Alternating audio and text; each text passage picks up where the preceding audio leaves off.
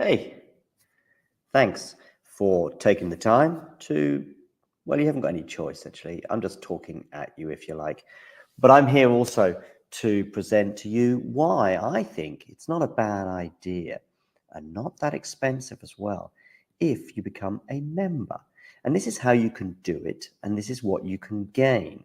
So if we look here at the Talking Tennis sort of homepage, if you like, on YouTube, we can see this little button here which says join. It is also pinned in the live chat as well, and you can also, I think, see it just below most of our videos, certainly the live ones and so on. Now, why is it a good idea to join and become a member? Well, in the live chat, you can add little funny things, you can add emojis and all sorts of things, but possibly more importantly, you can get to access some live videos, such as this one here, where we look back on the last sort of few moments from the Billie Jean King Cup. So there are little bonuses such as this one, but there are many, many more. And in fact, if we have a quick look at all of the members only stuff, I repeat, you will see very, very quickly some of the top stuff that we've had for members only over the last 12 months since the channel began. Remember, these videos are for members only. You can become a member from as little as about $2 a month, €2 a month, £2 a month, something like that. There are various different things. Oh, and by the way, you'll also be supporting the channel. So it's a win-win-win-win scenario. Let me just show you some of the members only stuff. For example, we've got an exclusive little clip there talking to Laura Siegmund, Laura Tsurenko, her encore interview, some doubles footage there from Monastir, the Germany press conference pre-tournament Billie Jean King Cup, Claire Burrell talking as well to the media in her press conference in Monastir, Storm Hunter and Alicia Parks interview, Rebecca Masarova, her press conference, Coco Gauff, exclusive for members only, albeit it was in Madrid. But these are just some of the things, some of the interviews and etc. Like Lestien here, a chat with him, Emma Navarro, and so on and so forth. So many little bonus videos available for just €2 a month. So what are you waiting for? Become a member. Or don't. It's okay.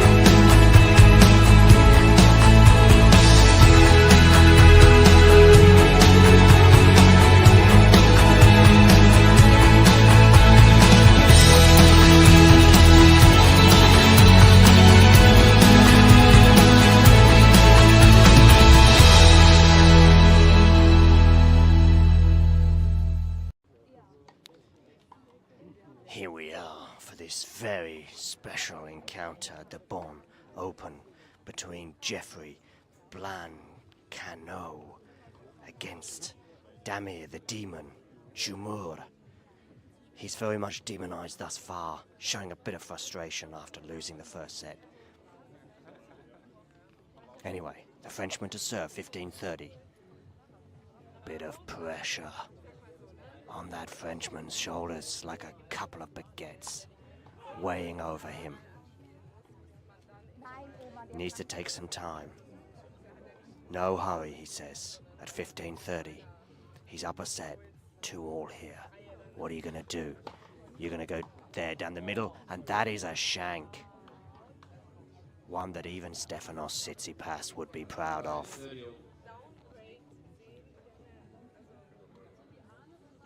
Get that towel, mop your brow. Return to the baseline where you'll know it's 30-all. Screeches from the other courts. But they don't put this young Frenchman off. Look at him. Prowling, brushing, questioning. Maybe they do put him off. He needs to be focused. It's 30-all, 2-all, tense times here at the Bonn Open. Goes out wide with that, comes into the net, does the volley. Does he put it away? No, he doesn't. But he puts that one away, and his opponent, the demon, Damir Dzumhur, just cannot believe what has happened to him. I'll tell you what's happened. You've been flummoxed, and you've lost the point.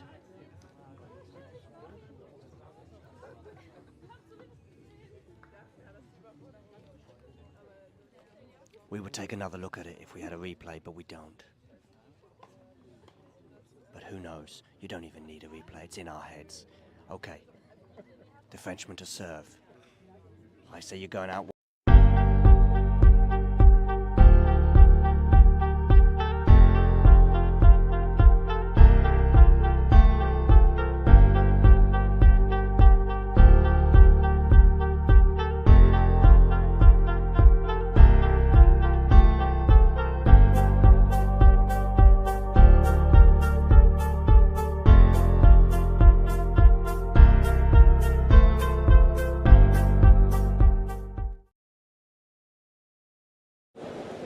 Ready? Play.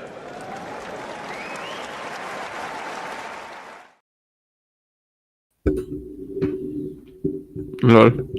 Okay. Fair enough. That seems to be from a while ago.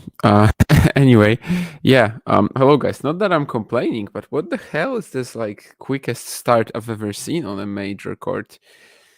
I mean, usually like at this point, so about 8 minutes after the intended start time, they would just be like warming up. But we are actually already in the third game, and we have a crazy rally here. So, well, that crazy rally, of course, ends with Sabalenka just smashing into that moonball from Mirra and getting the winner. But either way, Aryna Sabalenka, Mirra Andreeva, pretty exciting matchup. They've played twice in Madrid. Aryna won both matches and never really struggled. Then, of course, they played at Roland Garros last year, and that's where Mirra beat her. But that was when Aryna had the stomach bug. So there is like a small asterisk with that win. And now they played this year already in the Brisbane semi-finals. It was not a particularly good match, but, well, I would say the quality was good. But again, Aryna was just a little too strong, pulverizing her ground strokes and demolishing the Russian, who is, of course, a little more of a, let's say, counter-punchy defensive opponent. And so far, that weight of shot from Aryna has been a little overwhelming for her in this matchup, besides Roland Garros, which, as I said, of course, carries a slight asterisk, slight one. It would be an absolutely massive step for Andreeva to win this match. Of course, Sabalenka is the two-time defending champion. Let's see if she can do it. With this pretty weird schedule at the Australian Open today, where all women's singles matches are happening so early in the day, and they probably will be done by like 3 or 4 p.m. We'll see how the stream goes. Basically, I have to watch the Nontaburi final at 5 a.m. my time. So I'm happy to probably like stay on almost until then, but we'll actually see how the other matches are coming along. This is the only one that we're going to have for now, and then there's 3 virtually in the same slot in terms of women's singles. I skipped the nap segment, so by the way, to answer Sabalenka, but in terms of rating my nap from today, It was, I think, a little worse than yesterday. I woke up at about midnight. It was still an hour away from the stream, and I had to, just kind of force myself to sleep again. So slightly lower grade than yesterday for sure. About 6. No, 6 is harsh. Let's say 7 out of 10. But it was long at least, so that's good. It should help me survive until the early hours of the morning, and then hopefully I'll be back up for the night session with Lachecka Djokovic looking like probably the most interesting match on the men's side today. I do think we will have a pretty heavy day in terms of the favorites winning. For the women, will we also have that? Maybe it's slightly less certain. I mean, Pavlyuchenko, Vekic, that's a match without a favorite, right? But otherwise, we have the 3 main favorites, and they all have interesting opponents. They will probably survive, but they have interesting opponents. Either way, Andreeva serving at 1-2. There's still some movement behind her in the crowd.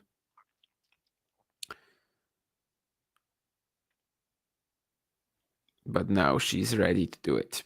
So far, Sabalenka has played 3 matches. We know that she was down 2-5 to Jessica Buzas Maneiro in the second set, but still 1-2.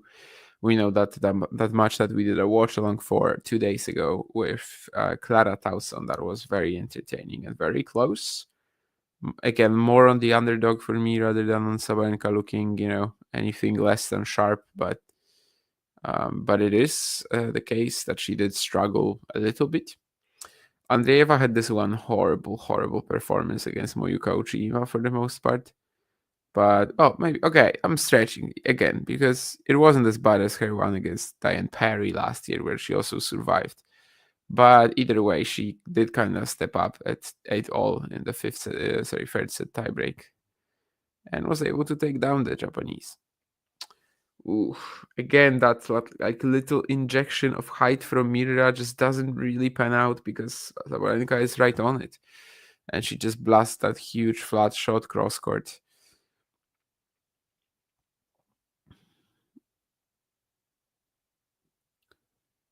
Obviously, Sabalenka's playstyle isn't particularly high percentage. She can be a bit of an error machine on a bad day, but these bad days aren't really happening to her anymore. So it's gonna be a struggle to try to survive that sort of hitting from her. And this is again just, even though Mirra introduced that slice, even though Mirra went for that forehand line, Sabalenka is still there with a combination that is way too much to handle. 15-30 now.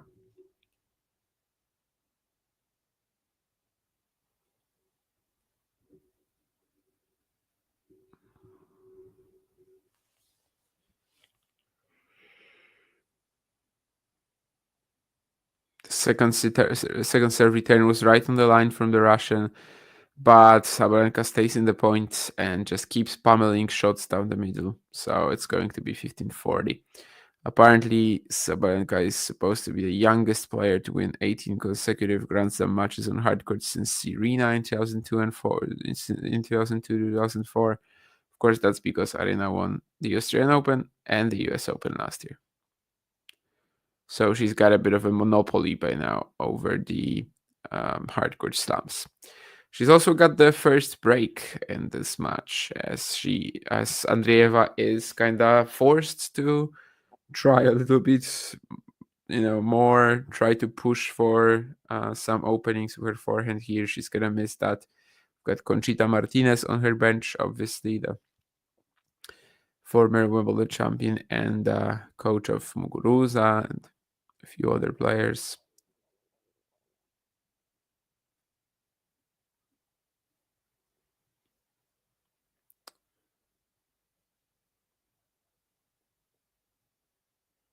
Is it again some people moving? I guess, because Sabalenka is waiting too. We also have a shot of a plane for whatever reason. Anyway, Sabalenka serving 3-1 as some people are still sitting down behind Andreeva. kicks it off with a good first serve. Andreeva is trying to go for a wrong footing backhand down the line, but it's going to miss it. A few early errors from the Russian for sure, but then again,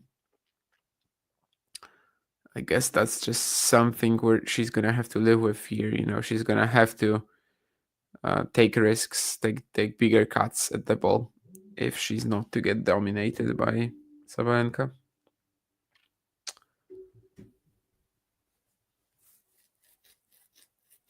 Can she pass Aryna here? Also gonna be a bit long.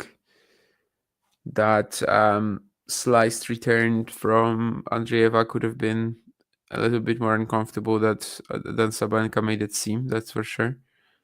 And then on the run, Mirra is unable to produce some magic here.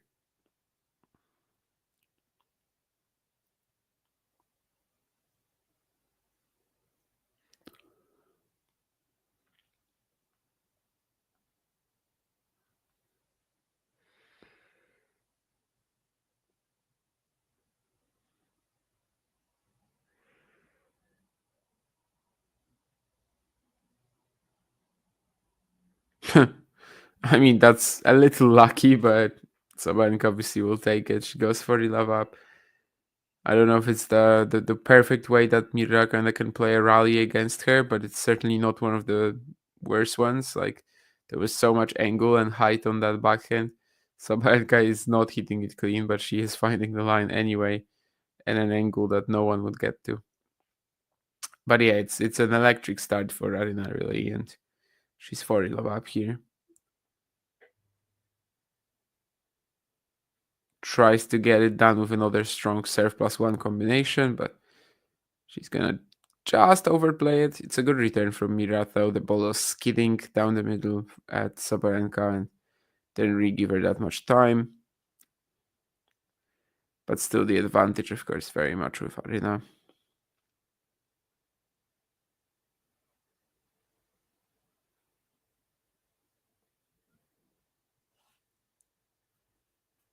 Another strong return, but this time Sabalenka is ready for it. Takes the next ball early, and she's got a 4-1 lead. So after 15 minutes, well, it's an amazing start for the two-time defending champion. Let's just say that.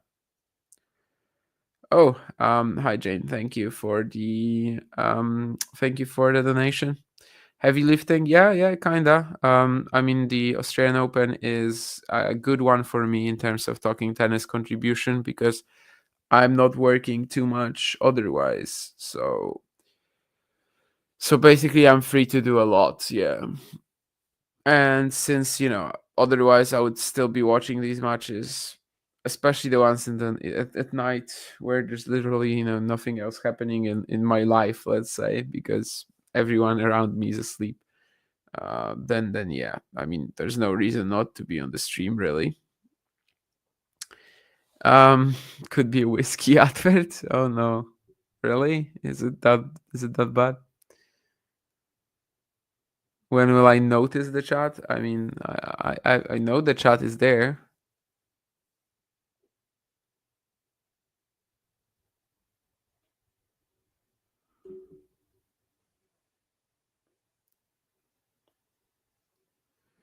Do I think Jose Morgado uses Chat GPT in my streams? No. I don't think so. Although, would he actually needs to? Like, half his tweets are oh and wow, so it would be easy to automate. But no, I think even Chat GPT wouldn't say that Roman Andreeva is like a surefire top 50 talent.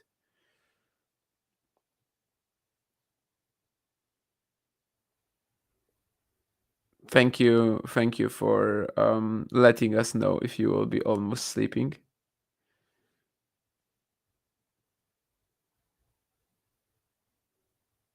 That will be extremely important to me. Anyway, 1-4. I will keep going with the chat anyway. Yeah, anyone else notice the bias Damian showed towards Thompson? I had to counteract what you were doing, simply.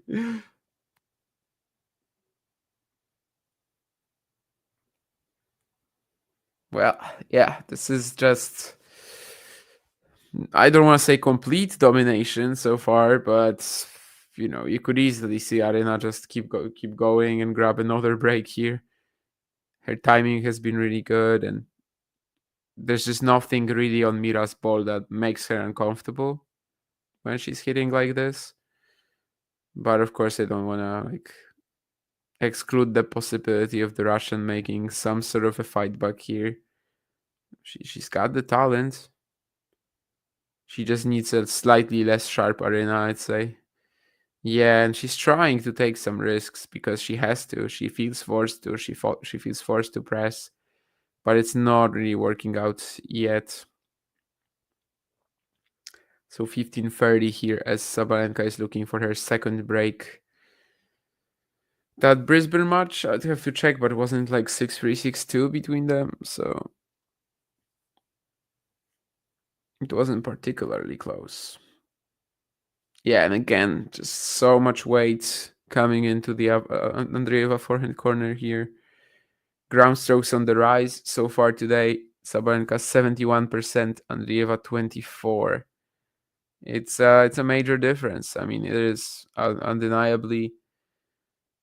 Andreeva obviously is, as I said, the most aggressive player on the planet, but when somebody is doing this while still getting more consistency, really, than the opponent, they're likely going to win a match, at least on a hard court.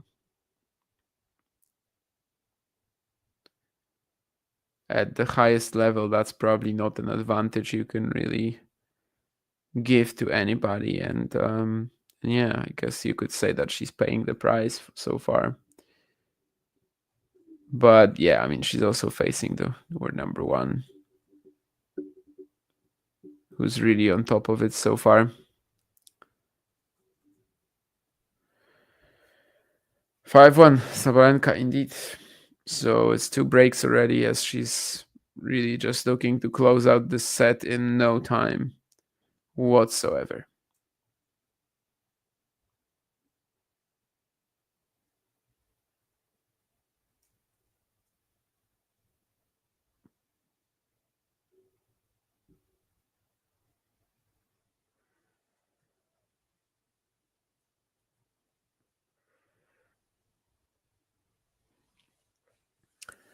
So Sabalenka serving for a very, very short opener that would last just barely above 20 minutes. That's another supreme +1.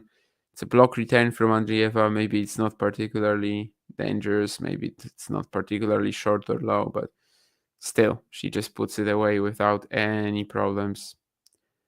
There's a shot at the Sabalenka coaching team, which one of the guys just did or whatever. They are definitely in a good mood. That's what I can tell you. And it's tough not to be in a good mood when your player is 5-1 after 21 minutes. In fact, I think it was even 20 minutes at first. So I'd say the good mood is justified for sure.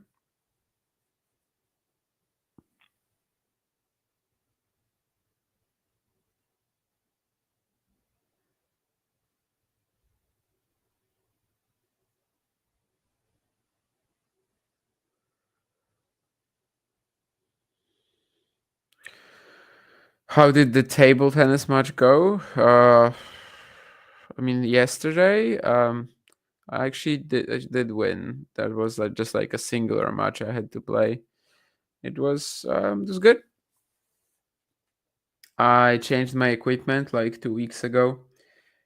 Basically, got new rubbers, and well, I'm not too used to them yet.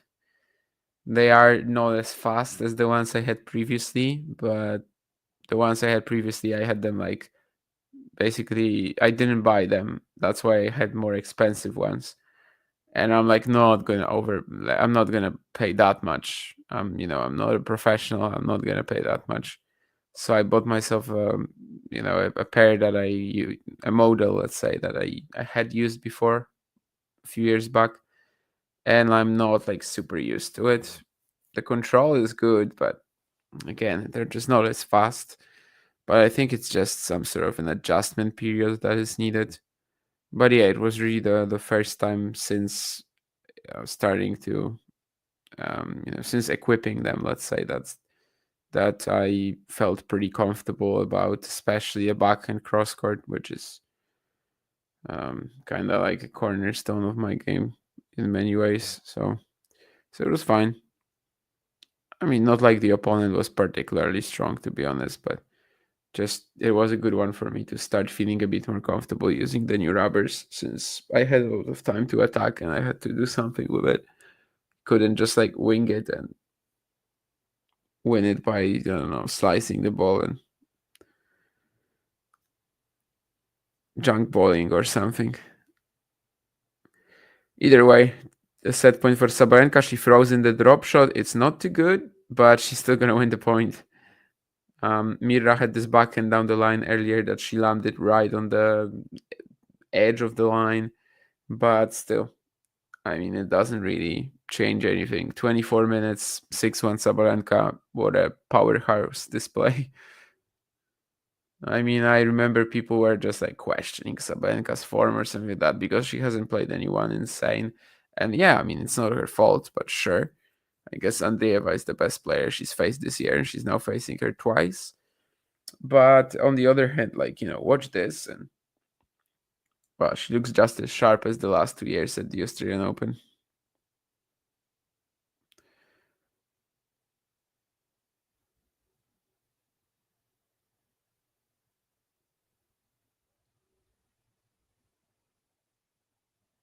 What is that talk about the mic? I don't know. Either way. You sound like you just woke up. Yeah. I mean, I did wake up from a 4-hour nap. 4 hour?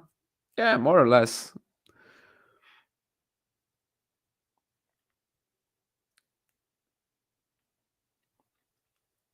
I watch a couple of amazing points and then spring to life. Okay. Sure. And you can already see the transformation starting. Fine.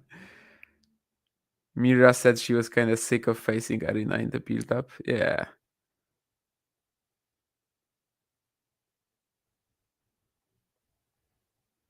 Yeah. I mean, I think for now, Andreeva's development is going fine, both muscle-wise and technically. Her forehand isn't the strongest shot in the world, but it's not really the end of the yeah, again, it's not really like killing her or anything like that. Still probably more to learn about like applying her game, and especially playing against either someone like Sabalenka, Rybakina, Świątek, who's like gonna be crushing the ball and basically pushing her behind the base in a way that most players can't, and also against like defenders, right? So Andreeva can be a little bit uncomfortable against players who like make her attack and force her to press. I guess this matchup is a combination of both then, because yeah, I mean, she just knows that she can't allow Sabalenka to keep walking all over her, so she's gonna have to play a little out of her comfort zone, I guess. 15-all now. We are starting the second set, which will hopefully be more competitive. Well, for now, we have some good serve placement from Andreeva. That first point she won on body serve, and now she gets this one out wide. Both of them, Sabalenka cannot produce the return.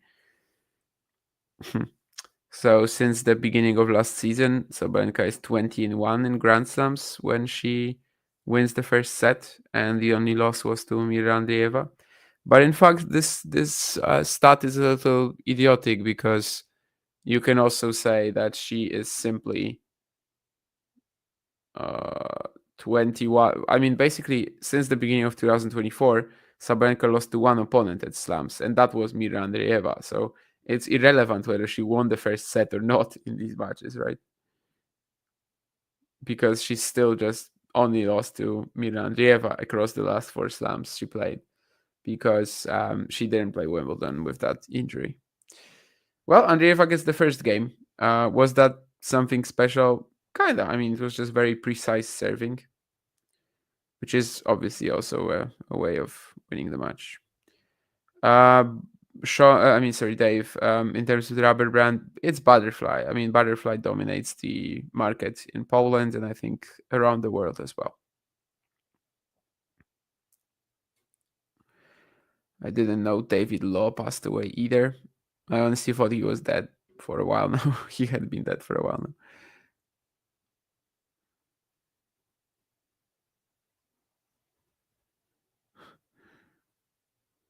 Jesus Christ.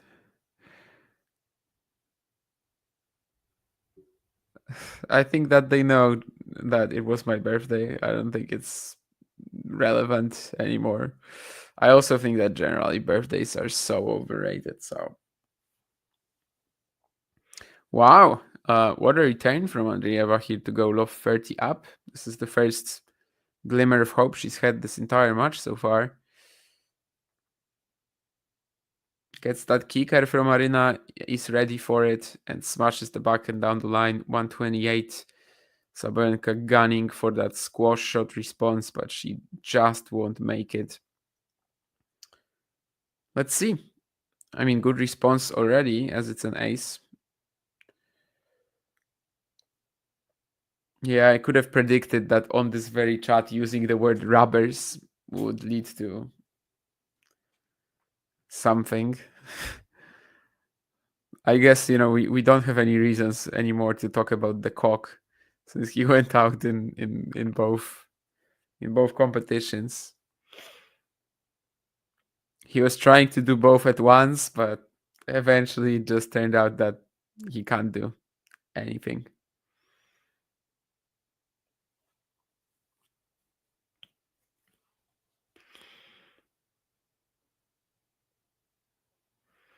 It's kind of unexpected the cock didn't go for a threesome with mixed doubles, right?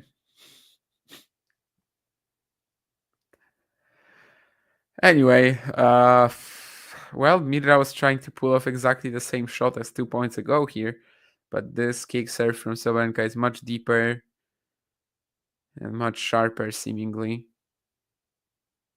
That's an interesting shot on, I guess, Mirra's legs. I don't. Yeah, I mean, it has to be her because the shoes didn't match. Aryna has these tigers on her shoes, right? That make it easy to recognize. I don't think I've seen that used before. I also don't think it's bringing much to the broadcast. Either way, 40-30 Sabalenka. Once again, she throws in the drop shot. This one is much better, and she should win the point after that. Yes. So that love 30 opportunity goes like completely forgotten, let's say, very quickly with the 4 points from Sabalenka. With the 4 points where it didn't feel like Andreeva ever really had a shot to do anything. Of course, she could have returned the serve or something like that. Yeah, I mean, better reaction, better guess. Yeah, and maybe. But in this particular case, she didn't. So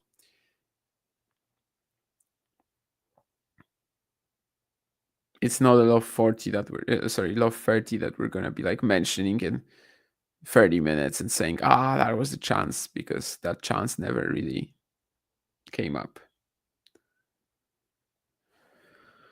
And now will Aryna just keep piling on the pressure here? She definitely does on the first point.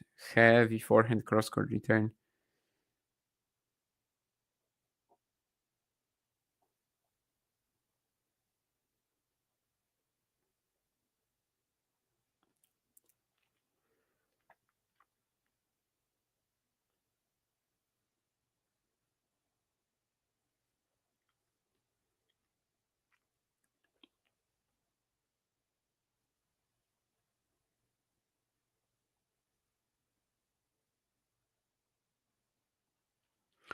And that's an ace down the tee from Andreeva. I mean, the range of her like unreturned serves has definitely... What?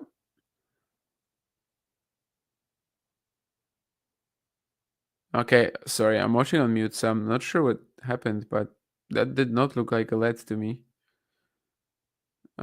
Maybe it was... No, it was actually called out? Oh, she got a foot fault call. Yeah, it seems to be right though this time. Okay, yeah. So it's not an ace. And I can't say what I said earlier about the basically range of her unreturned serves going really up this set.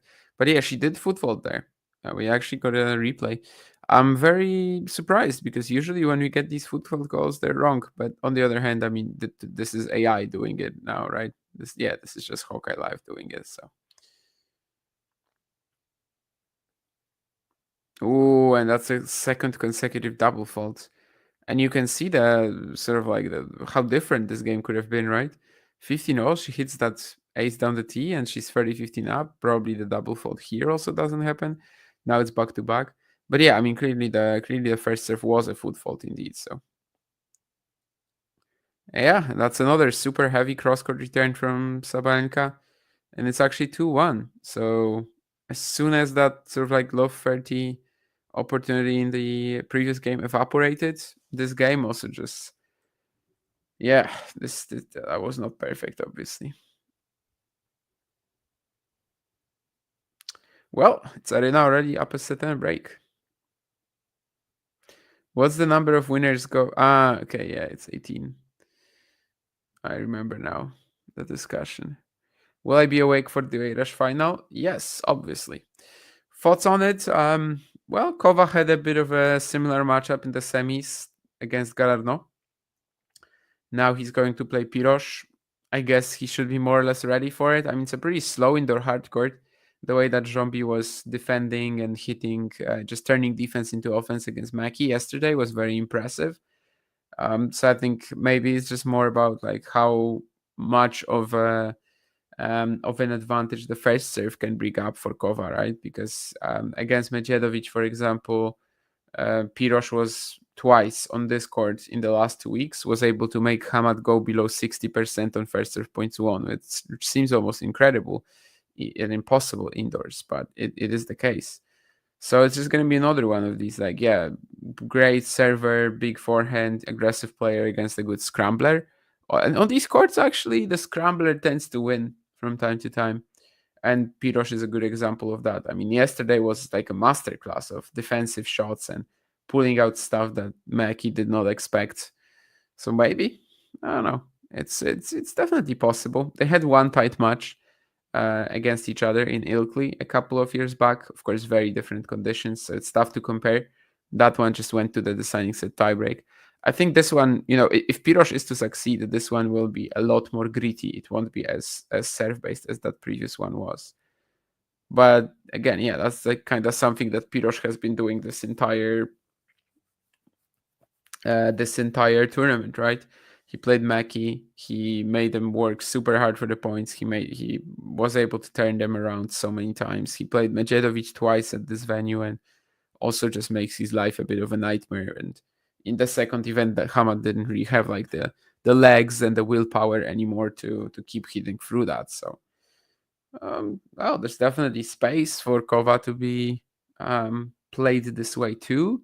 Although I think in the last 6 months or so, when Alex is completely out of form, definitely it's more so the players that like attack his backhand, right? That's the ones that have been like really making him struggle, maybe. But yeah, I mean, Pirosh playing like he did today against McDonald, that was nice. We'd like to see that Jumpy on the tour again. I mean, literally this time last year, he was so close to a top 100 debut. He won Cherbourg, and basically, if he just stepped up a little bit more in the month of March, he would have been in. And right now, he didn't make the Australian Open qualifying, and he's gonna have that Cherbourg title dropping soon. So, okay, nice forehand return from Mirra here. Just kind of funny how she just has so much time to produce the spin here. And even though it's flying pretty high, even though it's pretty slow, there's just not much Sabalenka can do about that. 30 all. Andreeva needs a reaction quickly, whatever that reaction will be.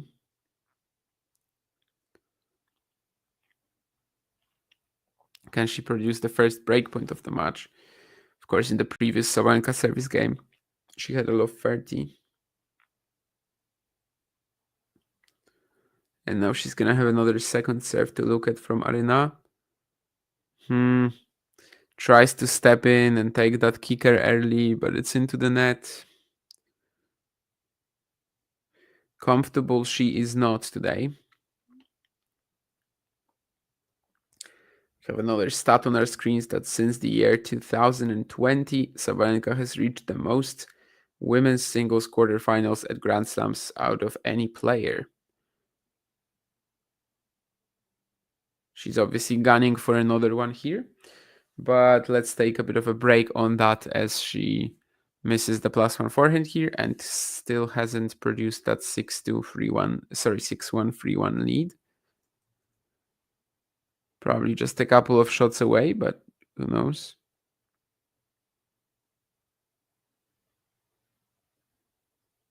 Birthday Karpatka.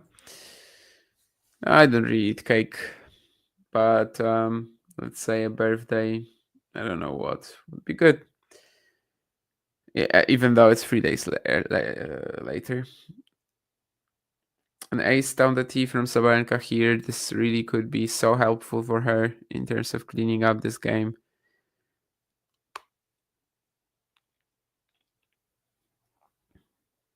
But still not done. It seems like she was very like over eager to close this one out with the +1 shot, and when the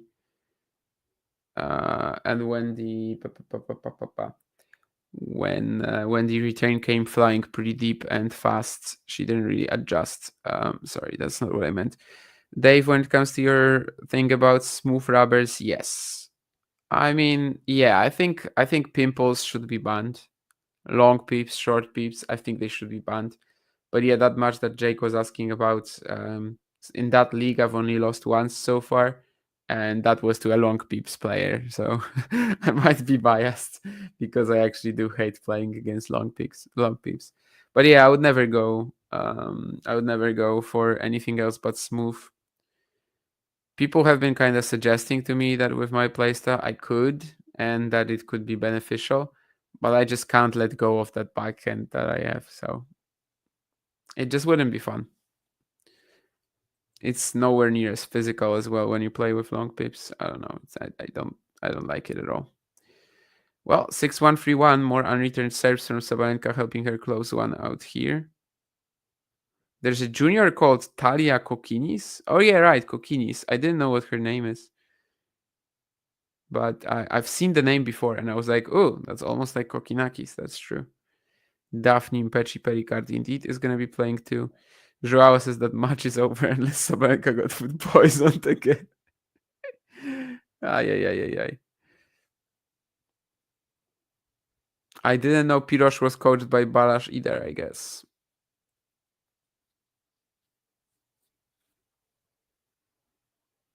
That must be relatively late. That must be relatively new, I think.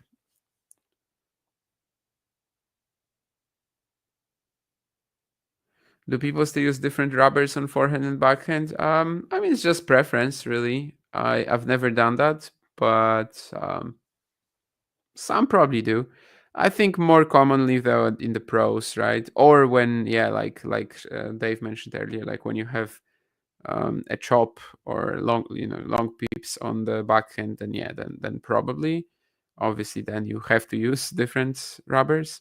But like with just classic playing styles, probably the further you go, the more you will see players do it. But I'd say most players, this like let's say high rec level, they don't really.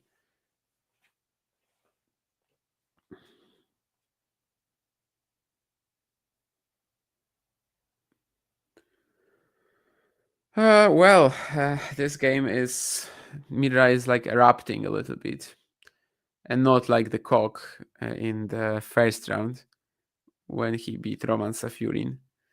She's kind of just like imploding here under the pressure of Sabalenka's game.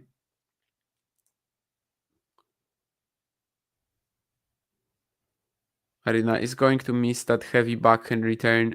But yeah, this matchup has been a major pain in the you-know-what for Mirra so far in her career. And looks like so far it's going to keep delivering in that department.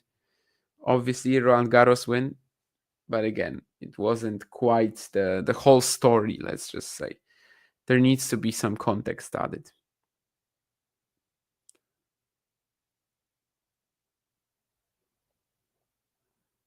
Okay, she's playing pretty deep here. She's attacking Aryna, and she's eventually going to get the point for it. Let's say this was on the verge of a forced and unforced error, but either way, there were a couple of shots that put Sabalenka under some slight pressure. So one more break point to avoid going down a double break, which would kind of feel like almost much is over. I mean, almost.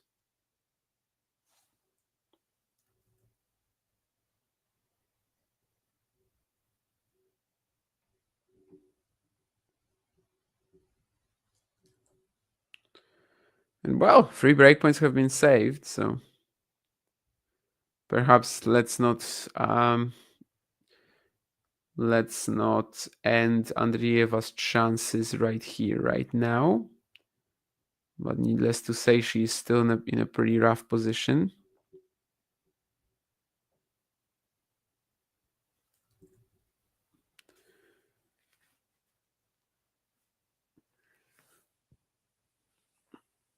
She still seems like she's about to get this game on the board, though.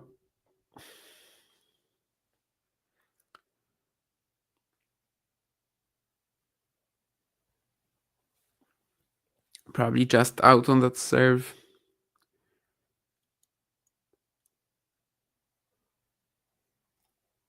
Well, if Aryna breaks here, we're probably not lasting an hour. But she won't. That's maybe the best shot of the match so far from the Russian.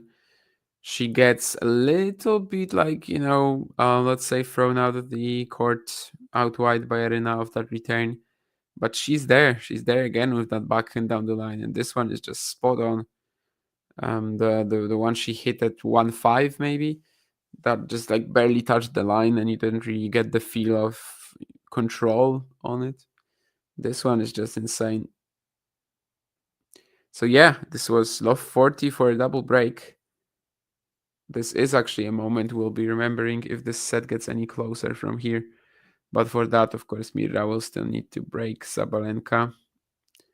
And it's not like she's been coming particularly close to doing that so far.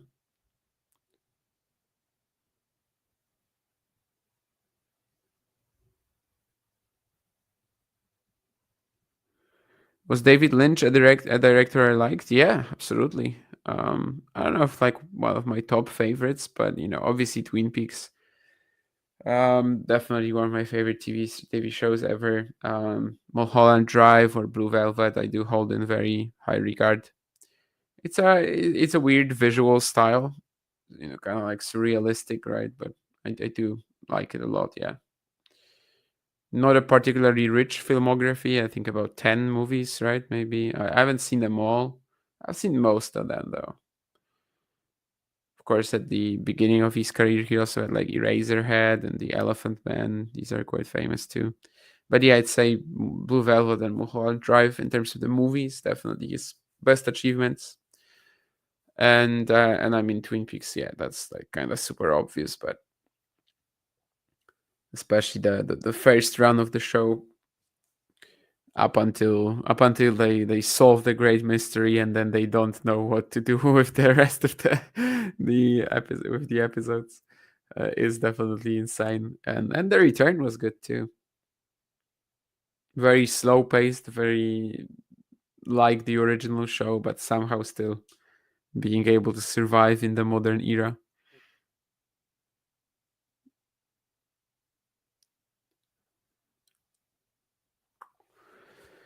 Well, time is running out. If Aryna broke in that previous game, then probably we wouldn't see this match lasting an hour. I'd say that second set is definitely much closer, even though, of course, we were just close to that 4-1 lead too. But Sabalenka's timing doesn't seem as supreme anymore. There's just a bit more as well coming on the ball from Mirra. She's not missing the first aggressive shot she's trying to play, but like, for her an aggressive shot is still, she's still gonna need like 3 or 4 to close out the rally most of the time.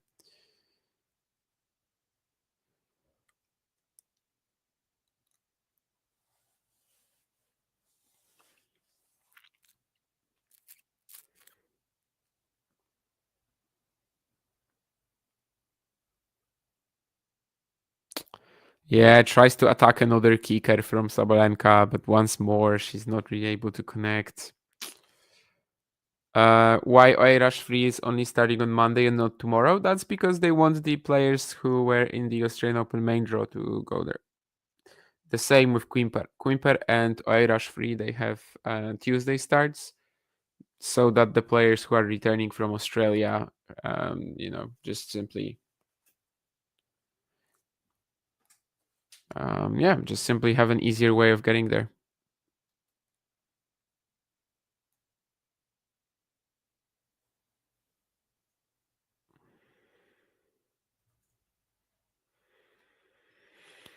Yeah, the match is definitely getting a little bit more, say, clunky from Sabalenka here. So it would be good for her to kind of just step that foot on the gas pedal and yeah.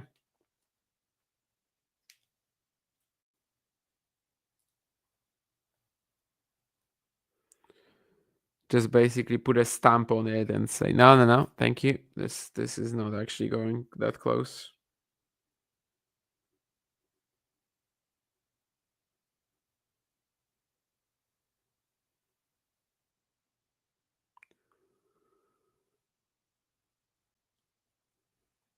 Yeah, but this is more just like slight opportunities for Mirra at 30 all here, where she's trying to be a bit more active with the ball, but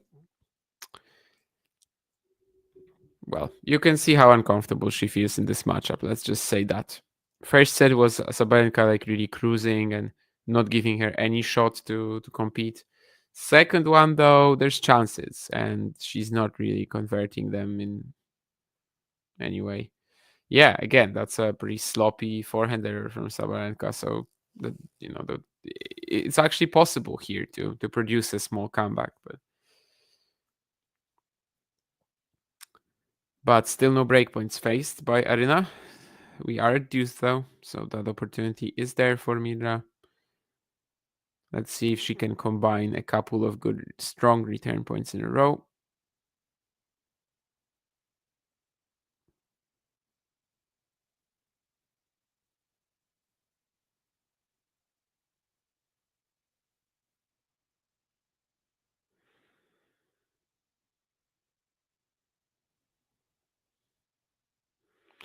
Well, yeah, the errors are flying from Sabalenka now. I can't say Mirra did all that much to actually like coax this error, to extract it out of Sabalenka, but she does miss the forehand by a mile. And it's going to be the first breakpoint of the match. Aryna is 3 out of 6 on her chances. Of course, wasting 3 in the previous game. Whereas Mirra has her first, and so important for her to take it. Especially as I don't think Sabalenka has made that first serve. She was kind of, hopeful when it landed, but no, not really, definitely not. So on the second serve now, okay, Mirra is in the point at the very least. Yeah, but this time Sabalenka's hitting is a lot sharper. She basically just limits the angles, cuts Andreeva off completely, and forces her to go for this forehand down the line out of position, which doesn't go over the net.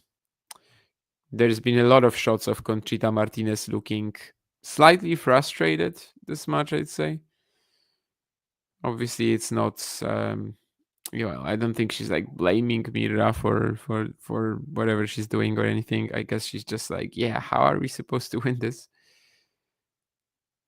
As even when Sabalenka has given Mirra a couple of errors in the last few games, she delivers on the break point, and doesn't allow her to get back on track, at least in the second set.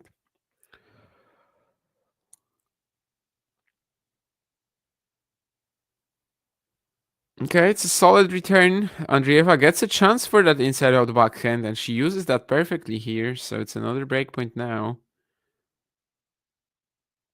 She gave Sabalenka a pretty tricky ball here with that return. I don't know how much of it was intended, but it was really bouncy. It was really high. It was just kind of uncomfortable and not exactly in the contact point that Sabalenka enjoys. And yeah, it sat up for Mirra, and she took it. So there's one more breakpoint here as she hopes to get back on serve. I don't think she's gonna play this return in though. Yeah, Sabalenka just hitting a strong serve down the tee. Andreeva trying to block it in, but it's gonna sail long. Well, it does feel like we're watching especially from Andreeva's perspective, we're watching a very important game. And the difference between actually getting it done or not, well, it really could decide the match right there if she doesn't. But she's still pushing for this break. It's a good return, very wide with the backhand, forces Sabalenka again to just go for something pretty low margin, which she doesn't make. 8 minutes on the clock in this one, so third breakpoint for Andreeva. She hadn't had one before this game. And as Sabalenka has gotten a little more sloppy in the last 10 minutes or so. How many opportunities can she keep producing? Well, it's a short return from Andreeva. Maybe she could have done more with the Sabalenka +1 backhand. Aryna is actually just like frustrated about something anyway. But she wins the point. She forces the error in the cross court. Well, I can't say exchange because the exchange never happened. Either way, it's a fourth deuce after saving 3 breakpoints, and it's an ace out wide. So was this the moment where Mirra could have potentially done something in the match? Was this the one little, not even that little, but was this the one opportunity she basically got today? As it's now 3 aces for Aryna, and she's trying to get this 6-1 4-2 lead. Come just 2 games away.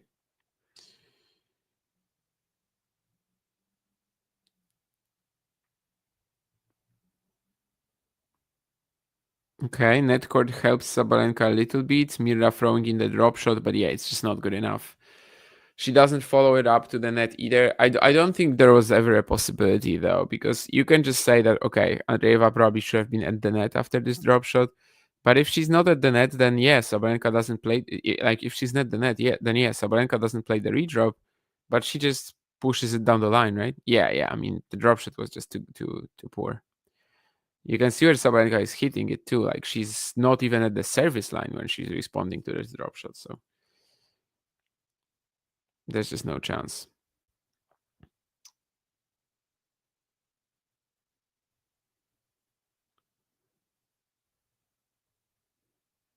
Next stage of her development, getting more trust in creating offense, especially from forehand. Obviously difficult to judge her in this matchup.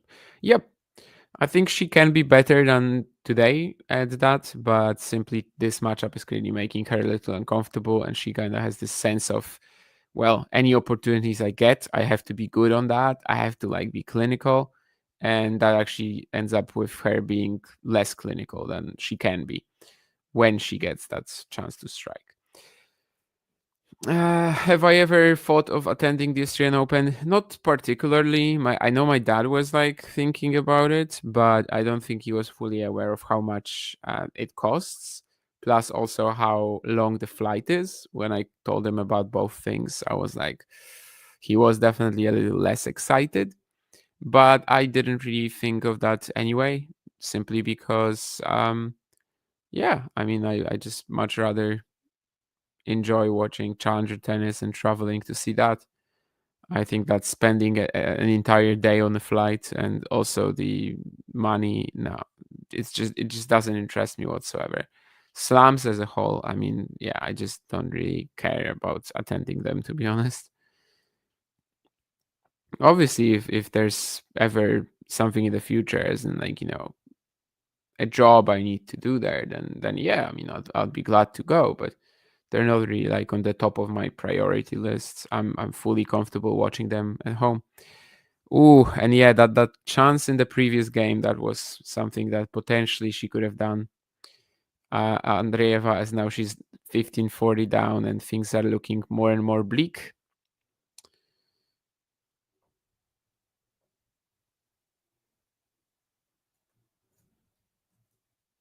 Thank you to the producer for telling us he's gonna go to sleep. We definitely needed that in our lives. Either way, what we can see now is that Sabalenka just breaks with another massive return. And yeah, that previous game, I mean, I might just hold off with the sort of like bigger analysis for the rest of the match, simply because the rest of the match doesn't feel like it will be all that long. So.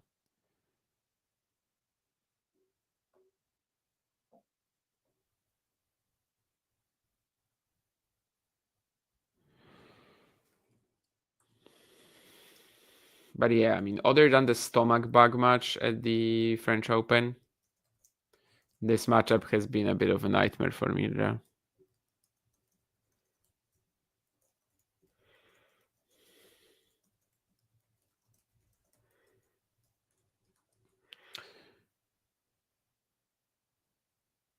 This is a funny comment, by the way, from Alex Deminor. I don't know if you saw it on Twitter, but basically this guy who is, well, I can call him a friend of mine, but basically he has a betting account. He posted like Deminor after hitting high topspin up the middle every point, and Deminor is doing like something like that. So basically the guy is suggesting that Alex is, a bit of a pusher. And Alex just replied with all love for my number one supporter. That's good. I like that sort of a way of like dealing with, well, not hate, but let's say messages you might not be excited to see on the internet as a player. 6-1-5-2, Andreeva stepping in to take a big forehand down the line.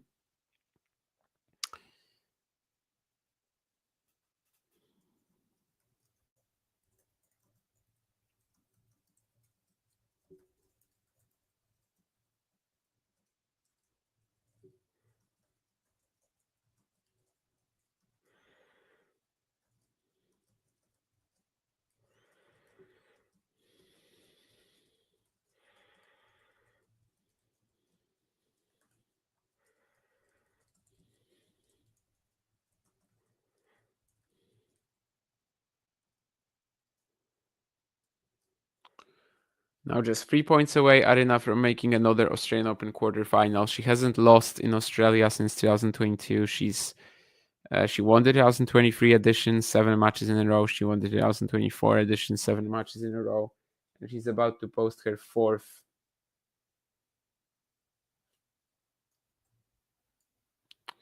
at this very event. Yeah, that's a backhand into the net as well.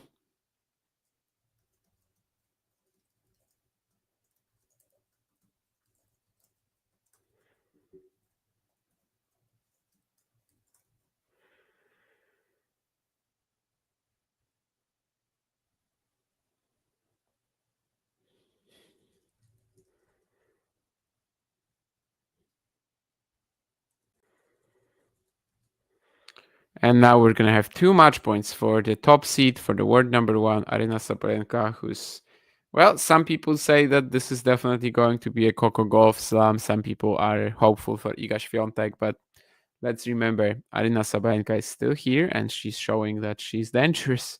6-1, 5-2, 40-15, 2 match points.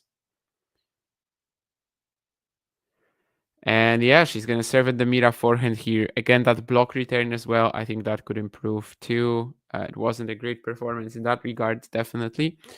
But yeah, as I said, I mean, this other than that stomach back match where we have to kind of remember that there is an asterisk to it, this has been a nightmare of a matchup for Andreeva. Sabalenka obviously has like crazy weight of shot on both wings, and this makes Mirra feel like she has to like press if she is to have a chance. And I think this is also what happens when, like, after that, it gets like even tougher to capitalize on the few chances that Aryna will actually grant her. And I do mean few when I say that, right? It was honestly only that 2-3 game. Andreeva was also 1-6, 1-3, lost 40 down on serve. She still won that game. And then in the next one, she has like 3 breakpoints on Aryna's serve, right? So that was like the big opportunity, I suppose. But yeah, but that game, she certainly could have been a little more clinical. Then again, there was some great serving as well from Aryna under pressure. She never makes the mistake when she's breakpoint down. She might just like go on a walkabout for a few points there, but when she's breakpoint down, she's locked in. And yeah, this was indeed a short match. But I think what we will try to do, guys, is basically watch another one, because as I said, the non-taburi final is at 1 a.m.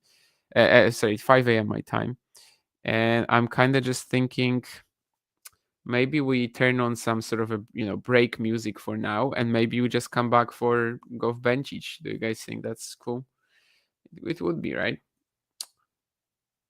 Because basically what we have today in store is the 3 women's matches coming on pretty shortly. But let me see if they are like about to start or not. Okay, so Vekic and Pavlyuchenkova are probably not going to be for a while yet, because Kriegspor and Van de Zandschulp and Borges Cabral are going free. And then Bolelli Vavasori against Martinez Munar. This one for now also seems to be potentially going free on Margaret Court. So Badosa and Danilovic might also be a while. So I think what we're probably going to do is like turn off the stream for 15-20 minutes and have Gauff Bencic. Unless the producer is still here and didn't actually go to sleep, and maybe he has another ideas in terms of, because you're saying you will keep screen sharing. So if you're still here, John, then maybe we could, you could tell me if you want to do another stream for Bencic Gauff, or if you just want to do the same and basically we'll put on some break music. Yeah, because Jake, I just want to stay alive until the non-taburi final. I gotta watch it. So it kind of suits me to stay on the stream up until then, because then I make sure that I'm not gonna be falling asleep. Either way, I don't think the producer is here. So I think what we're gonna do is just I'm gonna like put on this banner. There was also like a question or two that I will respond to in a second, just to be clear. But I'm gonna put on this banner. You see me working, in real time on this. We're also gonna watch Bencic Gauff back when it begins, or something like that. That's what I'm gonna say. I'm gonna add the banner. Oh, each folder. Okay, I have to delete a banner apparently in order for that to be the case. Let's do that. Okay. Okay, cancel. And now I can show it on the screen. And I guess what we can also do, I'm gonna reply to whatever was there. Yeah, this was barely an appetizer, I agree. Joao, slam qualifying would be my thing. I would like to see one live. I'm thinking of, like, let's say Roland Garros 1 year or something like that. But the main problem is also that in order to get accredited for slam qualifying, there's no like other accreditation for Roland Garros, for example, right? So you have to be there for the whole event, and they are very selective. Like I want to go just to the qualifying alone. I don't want to go to the whole event. I just want to go to the qualifying alone. But yeah, for now it doesn't seem like I will be doing that. But yeah, slam qualifying, obviously, yes, that would be something I would like to see. That these are basically my favorite events. So yeah, another question was, where am I staying on stream for Coco Pops versus Bench each? Okay. I see what you did there. And yes, as you can see, I'm going to. You gotta get your arse to the net. Yeah, but I don't think she really put Sabalenka on the stretch there, to be honest. Is this the end of the watch along? No, Swarna. As you can see, I just put on the screen that we're also going to watch Bencic Gauff. and we will be back when it begins. I'm gonna now take myself off and play that like music for you that John uses. I don't remember what particular song it is, but maybe I will remember actually. Let me see which. Oh yeah, I know which one it is. So I'm gonna put on the music, get myself off the stream, and I'm gonna see you in like 20 minutes.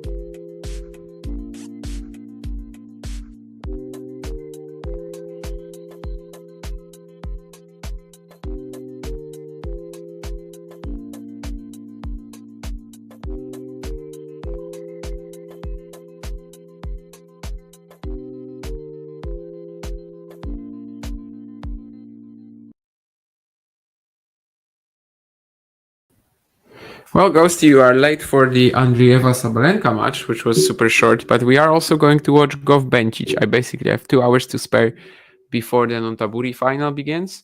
If it goes over a little bit, that's fine as well. Obviously, I'm not saying that I'm gonna just like sign off instantly at 5 a.m. my time, but yeah, I still just wanna stay awake until then. So I might as well just sit here and talk about Gauff Bencic with you as well. So you're definitely not late, and I'm gonna put on the score for this match in a moment because we don't have the producer anymore. He went to bed. But yeah, when it comes to Coco Gauff playing Belinda Bencic, of course, this is also a pretty fascinating match. But I don't know how close you guys actually think this will be. I mean, definitely we would like to see a better match than the one we just had right now, right? That's kind of, I think, the main thing. Oh, sorry, no, that's not what I wanted. Yeah, that's kind of the main thing for us here, I believe. And what else can I say? I mean, Gauff and Bencic played twice before, and I don't think we can really look at these matches as a good, relevant indication of what will happen today, simply because it was way too. Well, okay, 2023 is not way too far back, but Bencic just returned from her pregnancy, and we just don't know how close she is to her top game yet. When she played Jasmine Paolini at the United Cup, it was a beatdown, so that's not a good sign. But she's improving with every match. And to be fair, there's a fair few top players who do tend to struggle with Belinda's game. I think that for Świątek or for Sabalenka, she actually is one of the toughest matchups on tour.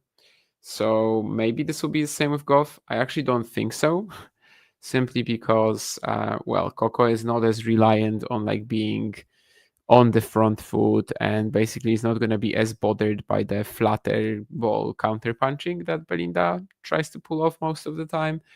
Plus, another thing is that I think Coco is just so athletic, so quick. And while this isn't something that Belinda struggles with, generally speaking, I think the difference in that is actually going to be very important here too. There's probably just not that much risk that Gauff has to take in this matchup compared to someone like Aryna or Iga. So, my expectations are high in the sense that I expect Bencic to return eventually to like a very strong level. I think she's going to be back in the top 50 this year. But is she there yet? Is she ready to tackle on Coco? Well, if the American is playing pretty well, I don't really think so. She's starting from a great first point. I mean, it's a +1 forehand with so much spin on it. We've been talking about it ad nauseum, but the grip expert has indeed improved her forehand a little bit, and shots like this are just becoming more and more of a reality and more easy for Coco.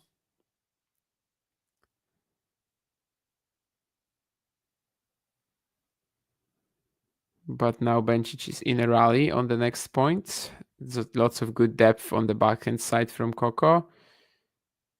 Bencic goes for the forehand counter line, and that's just a little late on that ball, so Freddie Love. Hopefully we won't get another 1 hour match out of this, but we'll see. On the screen, you also have some scores for the doubles matches that are happening right now. In case you're wondering why the other women's matches aren't being played yet, basically on John Cain Arena, Pavlyuchenkova and Vekic will be coming on after Griekspoor van de Zandschulp probably lose to Borges Cabral, considering where the score is right now. And also on Margaret Court Arena, so in that Borelli Vavasori Martinez Munar match, that's where Badosa and Danilovic will be coming on, right? Or the other way around. I don't remember. Yeah, I think it's Badosa Danilovic after Borelli Vavasori. Either way, it's a quick hold for Coco Gauff to love to start her forefront match. Coco obviously hasn't lost a set so far, but she had this one like spotty performance against Jodiana Burge. Seemingly was much better against Leila Fernandez yesterday. I mean 2 days ago, of course. With with Australia, it's just getting a little tough for me to track the time sometimes. So you were tweeting about watching Hannah today, Jake.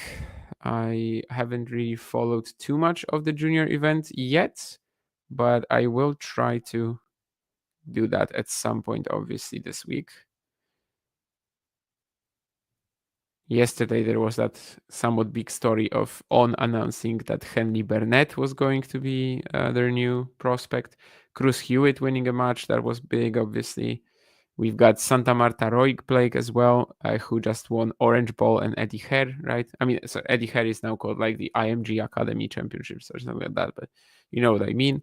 I'm interested if Amir Omarkanov can go deep. That's the Kazakh junior that hit over 230 kilometers an hour on his serve last year at the Astana Challenger, didn't he? No, maybe it was 226. Sorry. It was 233 for Berkieta at the Australian Open last year, I think. And obviously, Omarkanov also had a Madrid wildcard to the qualifying. We've got Mia Pohankova already with a win today over Penichkova. That's Pohankova, you probably remember from beating Yamrichova in a 100, well, 100K, no, that's too much.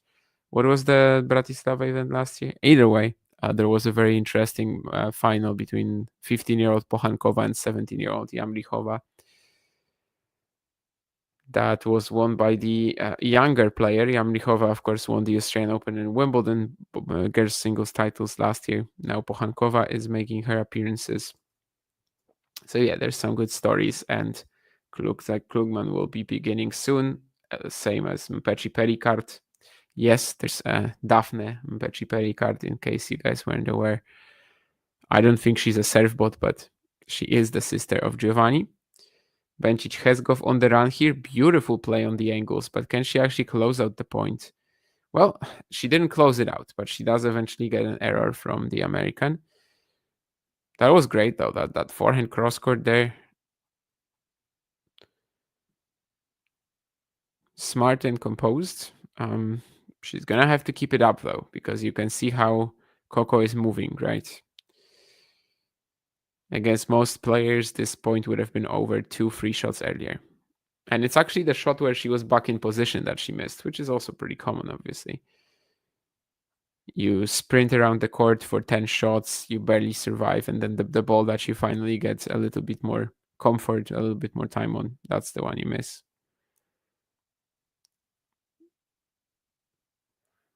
Could have been a nice second serve from Bencic, it's just out though. I wonder if we'll see more of that later on, trying to risk with that slider down the tee. That could be a strategy if there are some huge points coming up on her serve in the future. And there probably will be. Yeah, again, Belinda kind of lacking that kill shot down the line here with the forehand. If she had that, she probably wins this point 2 free shots earlier, but she doesn't. Either way, she still gets it done. That early pressure on Coco in the rallies here paying off eventually with a forced error on the backhand side. So not a bad start at all for Bencic, especially if, of course, she can close out this game from 40-15.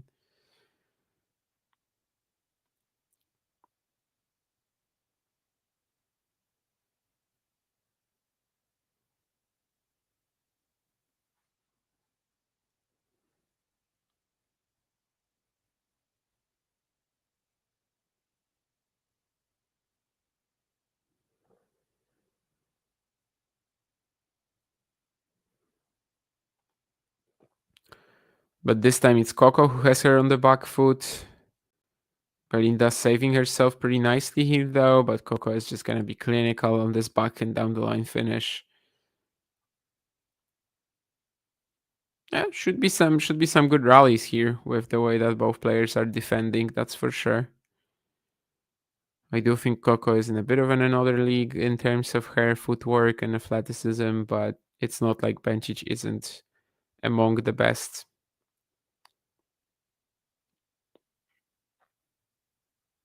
Great serve, and it's going to be 1-1. Again, that's lots of good spin that down the tee, just like the ball skidding away from Coco. Very, very nice serving from Bencic in the first game. We've got some stats on the average top spin rate. Obviously, the Coco forehand will be very high in there. The backhand of Gauff is pretty much the same as the Bencic forehand, whereas the backhand of Bencic just at about 1,500 RPMs.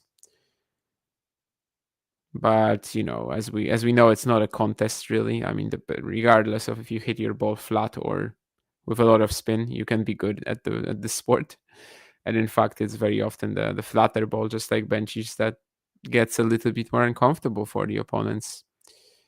Is it gonna be for Coco? Probably not. Like, that's kind of one of my problems, right? Like that this isn't really the Świątek or Sabalenka matchups where Bencic tends to be one of the better players at facing them than the others. I guess she does play them closer, but they're that flatter ball on the defense, or like active defense, let's say, is definitely a bit more uncomfortable when you're forced to like attack all out, whereas Coco isn't really.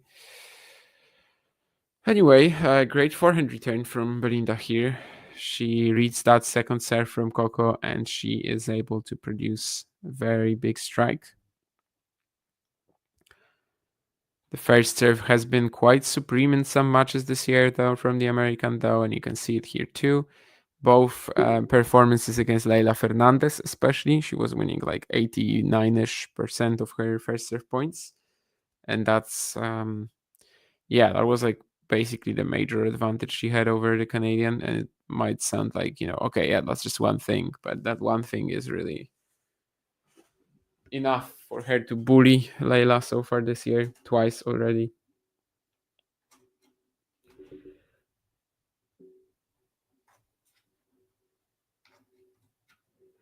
And obviously the developments to her aggressive forehands, like that's also something that in that particular matchup is just changing.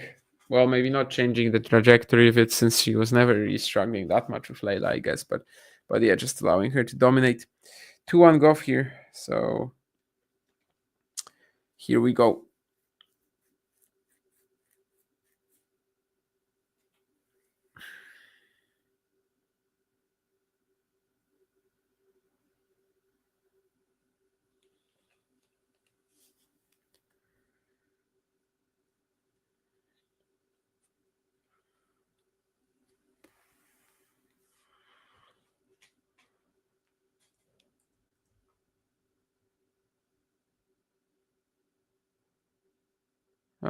Tillström sounds right. I haven't seen him yet today. You probably did, but someone was definitely working with Tillström recently. If I see him on the screen here, I'll know. But yeah, I mean, Tillström is just the. Oh no, Tillström was working with was it Monfils, right? Because he's at that Swedish academy. I think he actually founded it. But I don't know. I'll keep an eye out. Maybe Bencic is working there too. I don't actually know, to be honest.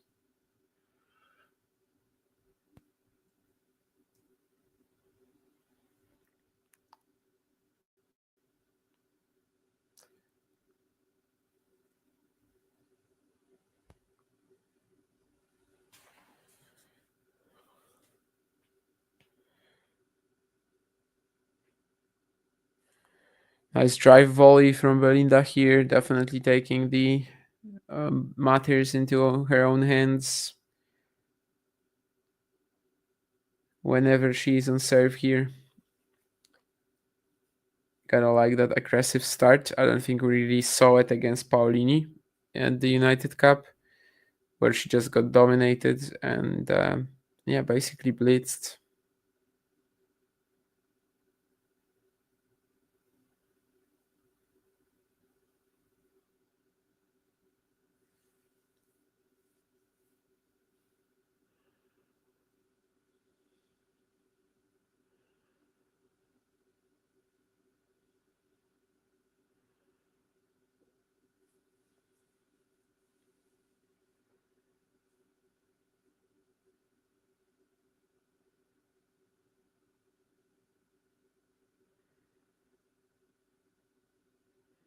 This is a point where she couldn't take some of that early advantage of her serve, but she still does okay in it, winning the forehand cross-court trade with Coco. I mean, it's a very positive start for Belinda. I was kind of afraid of seeing another Sabalenka Andreeva match. But at least so far she's on it.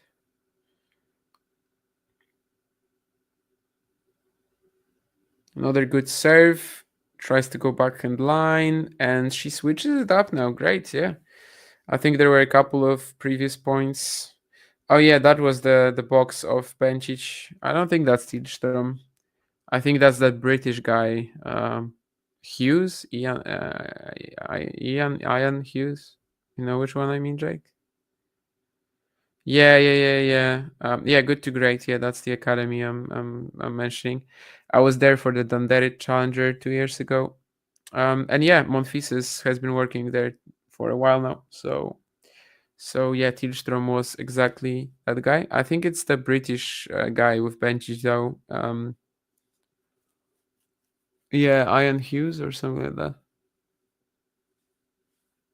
But yeah, Tilstrom definitely with Monfils. Yeah, and he's the like the one of the founders of that Good to Great Academy with like Magnus Norman and all the other Swedish guys. I actually don't remember Tilstrom being there when the Challenger was held. Magnus Norman though definitely was. And we were sometimes racing to players after the matches because they were doing some content for the tournament's social media as well. So yeah, I think I lost the race to Menchik when he played Medjedovic, and kind of had to keep bothering him a little bit, even though the match was so late. But I did win the race over Magnus Norman to Maxim Cressy when he beat Damir Jumhur. So I know sometimes it worked out, sometimes it didn't. Either way, of course, the players were accommodating, but very fun event, very good venue, very close to Stockholm, but unfortunately, it wasn't held last year. So just the one edition thus far, won by Maximilian Marterer over Brandon Nakashima in the final. But I did leave before the final. The final I already watched on my phone, I think, back on the way home.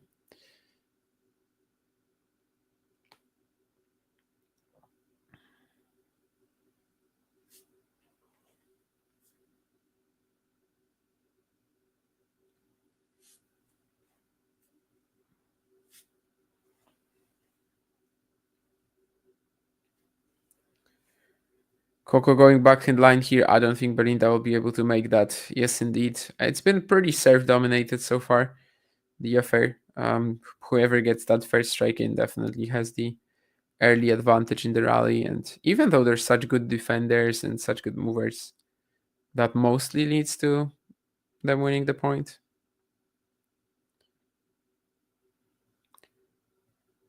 And that's another 6 seconds, first serve from Gauff. Just 154, but the angle on it is incredible. So it's 3-2 after 15 minutes. And yeah, both players started well. They both started sharp. Gotta like that. Yes, that's the guy I wanted to mention. Yeah, I knew you were gonna know him. Did I see the April tournaments were revealed for the Challenger Tour? I think I did. I think that was like 2 days ago, maybe. Not positive though.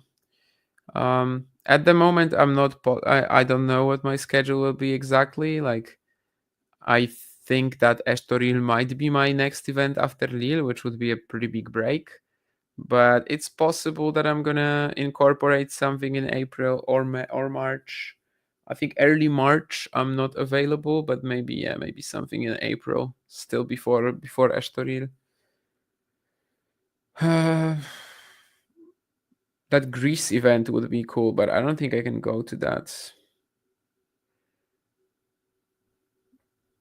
I guess I'll check. Maybe also based on the schedule and everything, but the Greece would be interesting.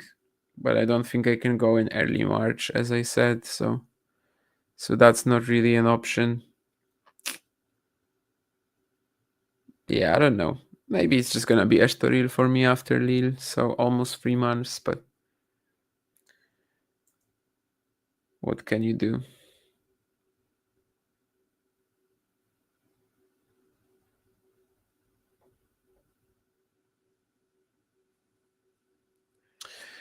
Anyway, Belinda Bencic serving at 2-3. She probably can't get as much done generally with her serve as Coco, so the pressure will be a little bit more on her. in these games. Oh, and yeah, that's a great return from Gauff, but she can't convert it. I think she misses that forehand line. That's like kind of, the old Coco forehand error, let's just say. And Bencic apparently could be the first player in the Open era to defeat 3 former Grand Slam champions en route to to a women's singles quarterfinal at the Australian Open. Of course, she defeated Osaka in the third round. That was via retirement, but still. And who else did she defeat? I'm kind of blanking now.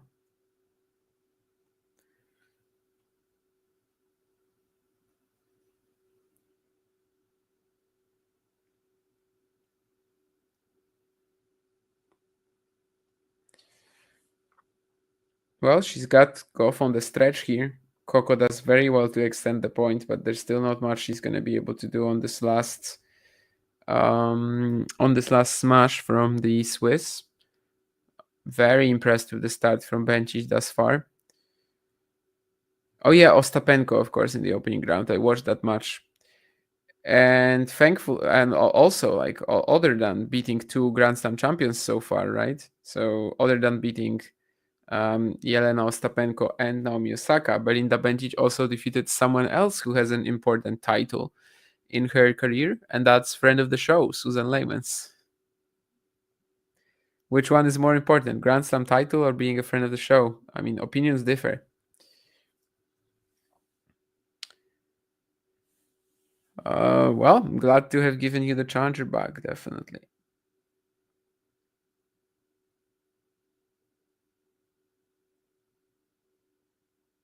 Yeah, obviously it's not that easy to fit in going to a challenger, especially I don't know how long you wanna go, but if it's like a longer trip, then you are definitely tempted to just go for more days, right, than just 1 or 2. Myself, when I go to an event, I go for the entire week, but I do have this, at least for now, I have this, like, let's say, freedom of pretty much working from anywhere else, anywhere in the world. So it's doable for me, but of course it's not something I will be able to do my entire life, I'm pretty sure, unless it finally turns into a proper job that will pay, as my challenger work is generally just, let's say, pro bono.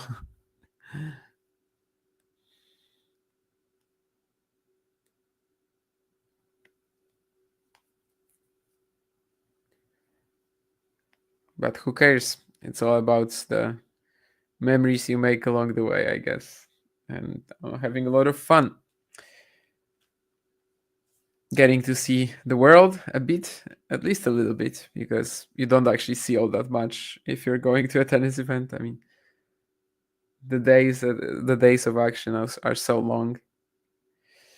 Either way, 40-15 Bencic, but Gauff fires this forehand cross-court return winner, and maybe now things could get spicy here. Belinda with the second serve at 40-30. I doubt she's gonna be risking it again. Yeah, she's not. It's a net court from Gauff. Well, I mean, Bencic had enough time on it. I don't think we can just put it down to that, but it certainly didn't help. So now we're at deuce, and let's see if she will just keep imposing herself, keep that sort of like good composure she's playing with so far.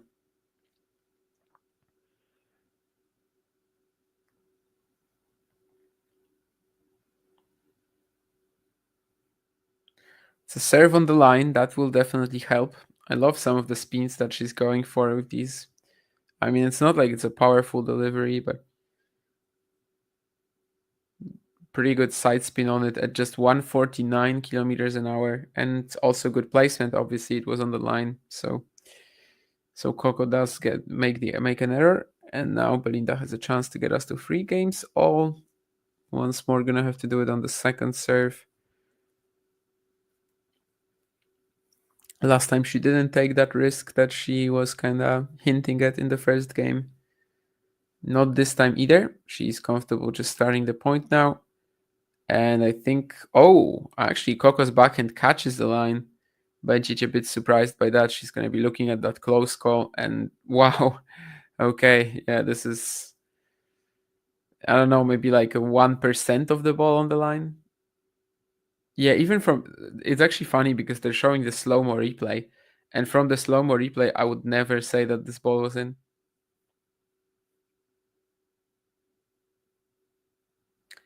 But yeah, I mean the power on this shot from Coco was immense, and since she did make it, we are back at deuce again, as Bencic is under pressure for really the first time in this match.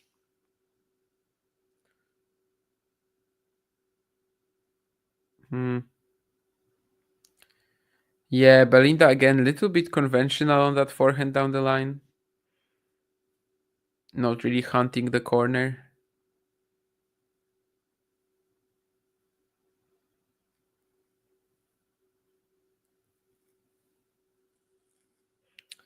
And it's gonna be the first breakpoint of the match going to the favorites.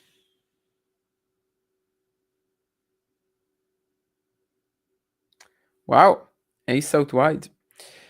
Well, after today, we might be just, one win each away from the Sabalenka Gauff semifinal, right? The one that everybody was looking out for before the start of the event.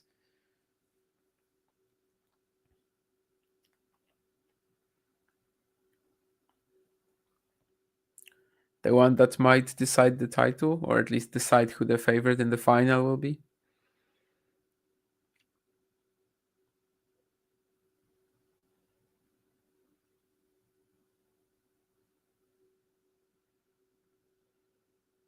Again, using that side spin serve, this time on the second. And it's good, yeah. I mean, once more, it creates an error from Gauff. 136 this time, so I guess she even used a slightly low power version of that. Either way, she gets a game point with actually some very good serving the last 2 points.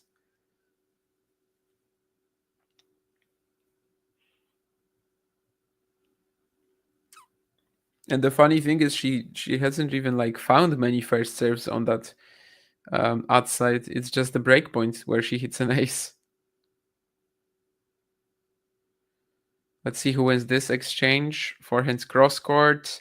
Belinda gets a bit more of a better opportunity to flatten it out, go down the middle. She does, and gets the error from Coco, so she survives the first tricky game. Well, again, if this match is going to be entertaining like this throughout, then definitely not a bad call to make that we are still watching that on the stream. But she's getting some quick advice from the coach while she is using the towel. I hope it doesn't go like 5 hours though, because as I said, I kind of have to watch that non-Taburi final in about 1 hour and a half. But if it goes over a little bit, that's fine. I think Vitkop Shiva and Brandon Holt will not mind if I start watching from like 2-all in the first or something. Again, some very good whips from Coco, though the forehand is doing very much okay today. I think there were some concerns in her first 2 matches here, whether it's just gonna sort of like apply, that hitting that she had at the United Cup, whether she's gonna be able to follow it up here. But maybe it was just some early issues with the adaptation to conditions and something like that. But because this is just what we saw at the United Cup, just completely different avenues in Coco's game have been opened up thanks to having 2 shots rather than just one. Bencic has her on the run here, but it's so tough to actually win the point from Coco. And it's another story like this where Gauff is just defending to save her life, basically struggling so hard. But then it's the first shot where she does have time on it. It's the one that she misses. And that's the backhand down the line that she was going for. Not a particularly high percentage play. I wonder if it was a break point, would she also have gone for that? But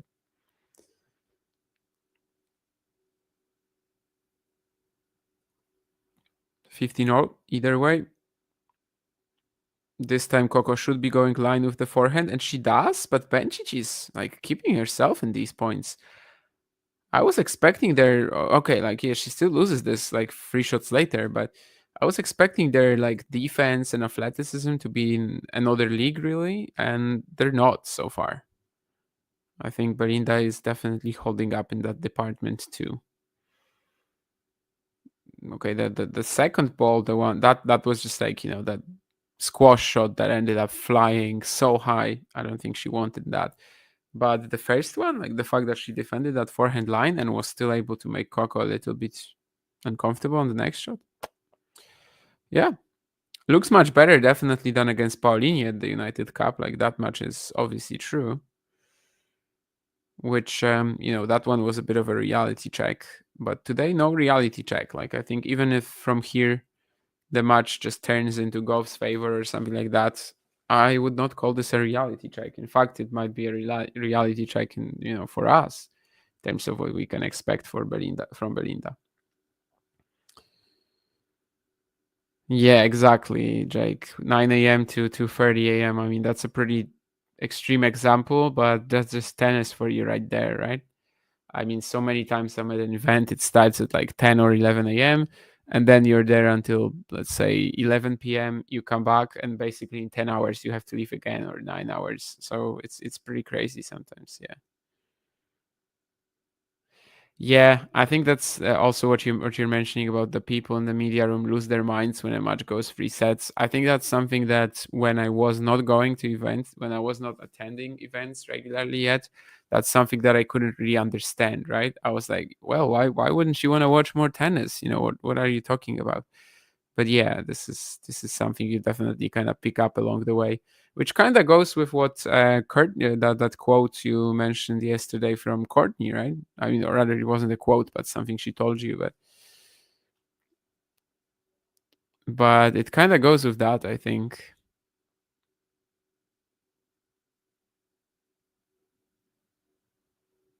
That at some point things just become very automatic if you're working in tennis, and maybe a lot of people lose that passion along the way. And they're kind of just like, yeah, okay, just get this job done. You know, I want to come back home. I want to write. I want to write my article. I want to be back home. And yeah, I mean, to some degree, this is obviously quite natural and normal. And especially, I mean, you mentioned leans and yeah, indoor events, they tend to go extremely long because they don't have to worry about the weather, the sun, or nothing else really. So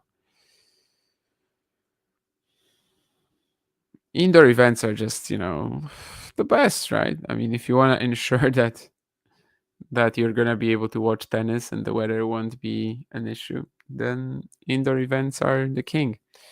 I do get though that people just like the atmosphere and like being out, but there is definitely also some sort of like, you know, a little bit of comfort sometimes in just knowing that the match will happen at a given time and it won't be stopped or delayed by anything. Either way, Bencic serving at 3-4, half an hour of play, definitely holding up fine, but you know, it's just one break away from Coco serving for the set, so she has to be careful, and she was kind of not careful on the first ball here.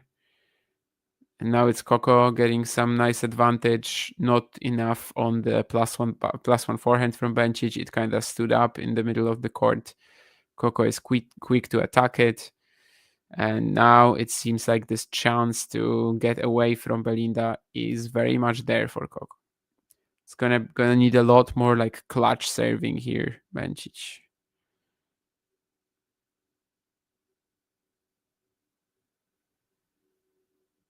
Well, she gets it here. So deep serve down the middle. Coco is unable to move away in time. So 1 point on the board. Still 15-30. In what could be one of the most crucial games of the set for sure. In fact, the most crucial is if it is 6-3 for Coco.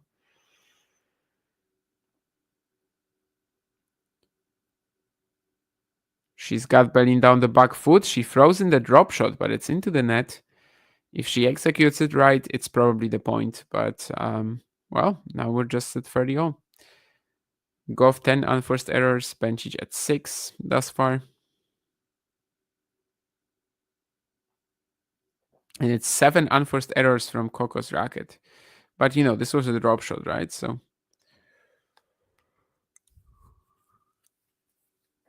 it counts as a forehand unforced error, but it kind of doesn't at the same time. And well, I was speaking about the serving once more, unreturned serve from Belinda. So 40-30. One more point, and we'll say that she got out of this love 30 pico quite impressively. Even if aided by Gauff as well, with that forehand dropper not going over the net.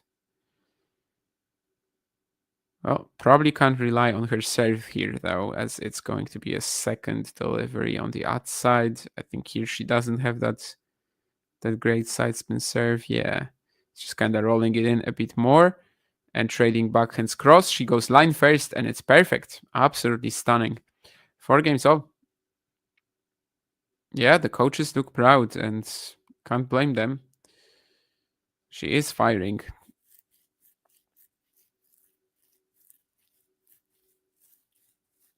Great replay here as well, as we see the footwork and everything basically that went into this redirection down the line. Beautiful stuff. 4 games all, 33 minutes. And I feel like this is delivering. This is the match I should have been watching in the first place on the stream, not Sabalenka and Andreeva. All due respect to Mirra and Aryna, but it definitely was not this sort of competitiveness and also this sort of quality. That's why I liked ATP Rotterdam, just knowing where you stood. Yeah, exactly. I don't remember that pair match against Cilic, but yeah, it totally makes sense. I had the full Benoit pair experience in Kozerki last year. So he played Skatov in the opening round, and it was such a composed, business mode match from him. There was like very little tomfoolery going on, let's just say that. And then when it comes to the second round against Gombos, oh my, I mean, it was a circus. But yeah, I mean, some of these players you just have to survive, sort of. When I saw Corentin Moutet play against Dalibor Sverchina on Strava, like another one of these matches where you leave it and you're like, what the hell did I just watch? What is this guy doing on the court? And it's kind of like exhausting even to watch someone like this, like Moutet pair. But it is an experience nonetheless, and I'm glad to have gotten that from both players. Moutet, actually, later I also watched him in Szczecin, and he won the title there, so I got to see a lot more of Corentin Moutet playing. And actually there he was like very good at recovering from setbacks and never really gave up on anything. It was kind of refreshing, especially considering his first round against Sanchez Izquierdo was rough. Either way, 30 all. And Gauff actually struggles with a deep return from Bencic here. She's got her on the move, Belinda, but right now probably back to neutral, more or less. It's a net court, and it's going to help Gauff, but she doesn't convert it. So it's a breakpoint for Gauff. 30-40. I don't think we can blame the net court, as Coco had had so much time on that forehand line. She lands it into the net though. And well, this is going to be interesting. Suddenly from that love 30 where we thought that Coco might be serving for the set very soon, now Belinda might be serving for the set. Good serve from Coco. She should be able to put this away. Very smart as well with the +1 direction. I mean, easily could have gone line, but it was just a much higher percentage play to wrong foot Bencic there.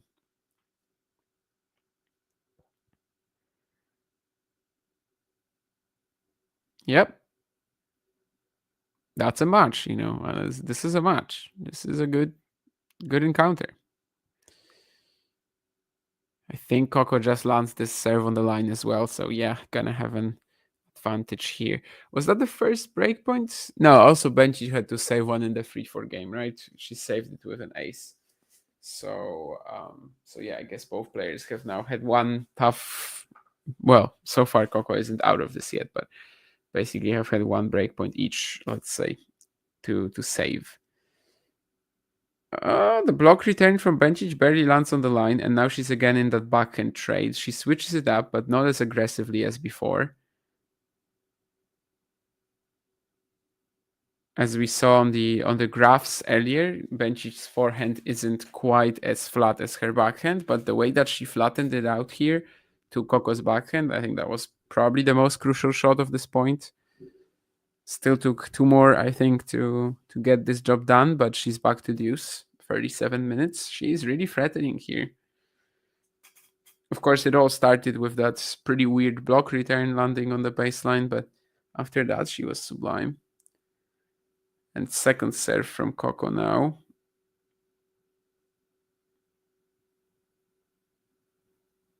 Gotta try to attack it a bit here. And she tries, but she's into the net. She'd like that back Bencic.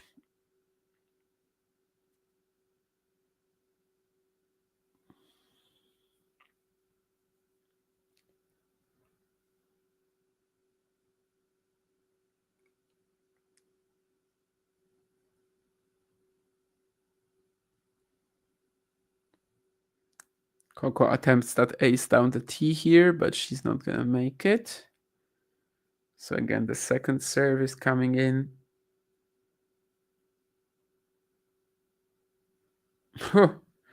You can see what Bencic was trying to do on the previous point. I mean, of course, that one was of the forehand, different side, but yeah, I mean, she was trying to hunt for a return like this as she goes down the line with ease. And 5 minutes in this game, deuce, and this is another one of these that could very well decide the set.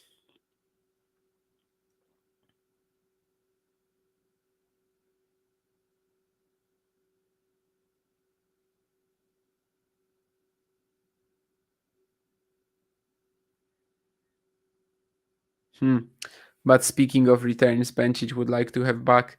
The last 3 points have literally been missed return, return winner, and missed return from Belinda Bencic. This time she was trying to hit it inside out of the backhand side. Doesn't make it. So yeah, a few chances here, definitely. Just 1 breakpoint, but a few chances. On the breakpoint anyway, I don't think she had a chance, considering that Coco just went wrong-footed her with the +1 easily. But the Americans still can't get out of this game.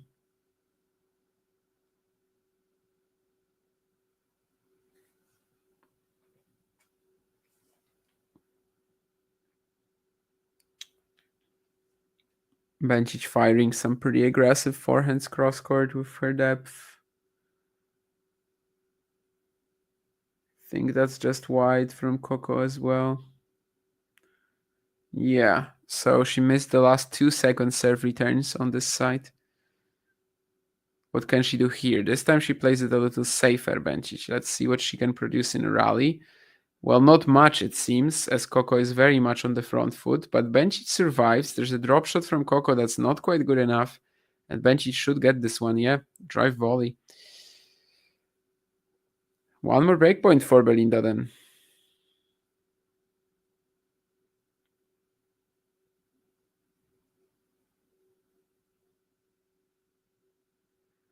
Yeah, Coco probably should have had this one here, but then that forehand pass, it wasn't actually a pass because Coco moved back, but that forehand counter was just like above the net for Bencic by just a tiny bit, and I think from there things just escalated. Well, it's not an amazing serve. I think she was mostly trying to get it in here, Gauff, rather than go for something crazy and try to find that ace or something like that. And Bencic is very much in the point. She is spreading her backhand cross court, and she's going to get the error from Gauff. It's actually the shot that goes a little more down the middle that creates it. And Coco trying to move away in time to kind of run around her forehand there, hit a backhand from that middle position. She's a bit late on it, so 41 minutes in, it's going to be Belinda Bencic serving for the opening set. Definitely the match is delivering so far, and the underdog is delivering what probably has to be her strongest level since we've seen her return from a pregnancy break. that return was, I think, October last year. So it's not been a long while, really. But, she's had some decent achievements already since the Angers final, where she lost to Alicia Parks, the United Cup, had her playing one good match before the blowout against Paulini, but it's not like it was her fault, really. At the time, she just wasn't ready for a top player yet, and now she looks ready. So just in a minute or so, we're going to have her serving for the set.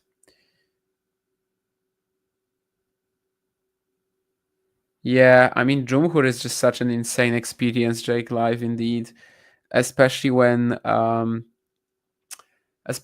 you know him by then, like you're obviously aware of what Damir Jumhur is gonna be doing, right? That he's gonna be complaining after every ball, but it still catches you off guard, like how much he can actually fit in, even in the opening game of the match. And yeah, it's just something you can't miss. I think with the previous coaching rules, Jumhur was also an even more, I can't say entertaining, but baffling player to watch live, because he was just like talking with his team the entire time. No one was punishing that. And then you obviously had him moaning after literally every point that the other guy is hitting lines or that he's lucky or whatever. It's quite something. Fantastic player, but boy is he just a crazy one on the court. Belinda serving at 5-4. I'm gonna see that comment from Dave about her in a second, actually right now. And he hasn't seen Bencic this tournament. She's really smacking the ball. Yep. Svitolina, like post-pregnancy aggression. Well, yeah, but Bencic always had it in her, right? Svitolina, it was more of a change-up. Bencic is a more, let's say, well, she's not as defensive of a player as Svitolina. She does like to just play off the counter and maybe isn't exactly like, the most attacking player in the world, but she always had it in her. I think for today, especially, she really brought out a different intensity, and it's about whether she's gonna be able to keep it up the entire match. I think that's kind of where we stand at the moment, right? Because the intensity, and again, as you said, also the aggression that she's coming up with today, it's just phenomenal. And this point, again, Coco is just like spreading her hands and spreading her arms and like, what am I supposed to do to her coaches?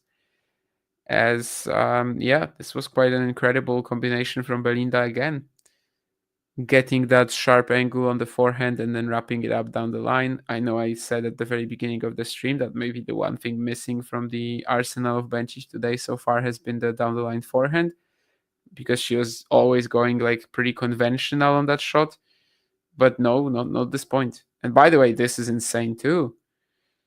The second serve a little bit tricky because again she uses that trademark side spin or something like that. Either way, Coco is playing just a normal return. She seems to be just wanting a rally here, but Belinda is like, no, she slams into the backhand cross. It's very close to the line. It's perfect. So this is quite incredible what she's doing so far. That's for sure. And after all of that, she misses the +1 into a semi-open court as she was trying to wrong foot Coco. Well, it is what it is, right? In tennis, definitely. Oh, I see Pam Shriver is also talking about the Australian Open scheduling. Pam, have you seen my tweet yesterday? I was on it first.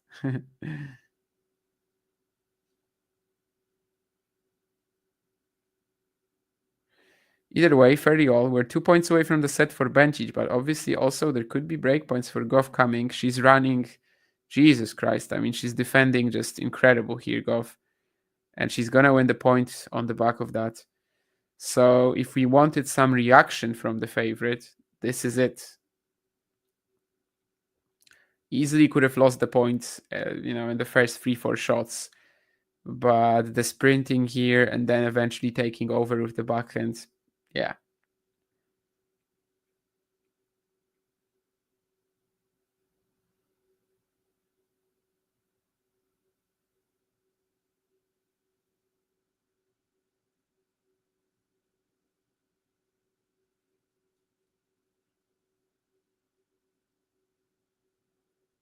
And now she has a break point. She can come back to this set. Bencic with the forehand slice. She is defending pretty well herself, but Coco finds the backhand down the line here. This is so good as well because I think Belinda's cross-court backhand literally could have been the shot that turns the rally around. And it just wasn't because Coco is so dynamic into that, explodes into her backhand down the line, finds the corner, and now it's 5 games all. So from 30-15 and Belinda playing just absolutely incredible. She gives Coco that one forehand error. And yeah, is just outplayed in the next 2 rallies. That's an incredible reaction from the number 3 seed, right? Number 3 seed? Yeah, number 3 seed. I had to think if she's 3 or 4, but obviously she's 3 now, yeah.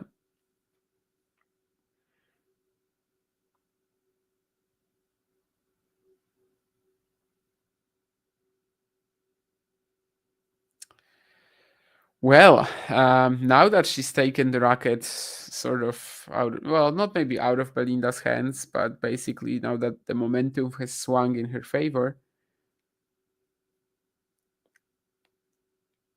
let's see how much that will actually give her. Is she going to be able to like roll until the end of the set, or is there more coming from Bencic as well?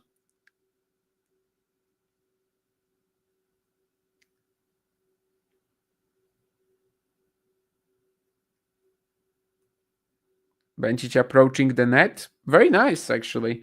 When I saw that pass from Gauff, I was like, isn't she a little too far from the ball? Isn't, is she really going to have this volley in reach? But yeah, she does it and actually looks very comfortable at it.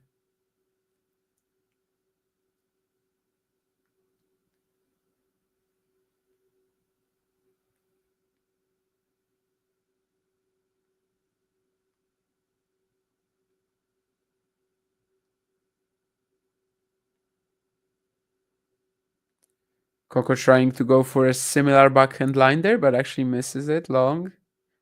And it wasn't even that close there anyway, I guess. I don't know how meaningful that stat is, but in terms of the break right back percentage from Infosys, the top 100 average is 31% for breaking right back after you were broken, whereas Bencic has it at 44%. That's actually pretty ridiculous because I imagine she doesn't break serve more than like 30% of the time. Well, maybe she could actually on the WTA. Yeah, she could do it like 35 maybe. So it does seem to suggest that she is a little bit more likely indeed. Either way, I mean, she's playing Coco Gauff here. And if Coco just finds a couple of good serves like this one.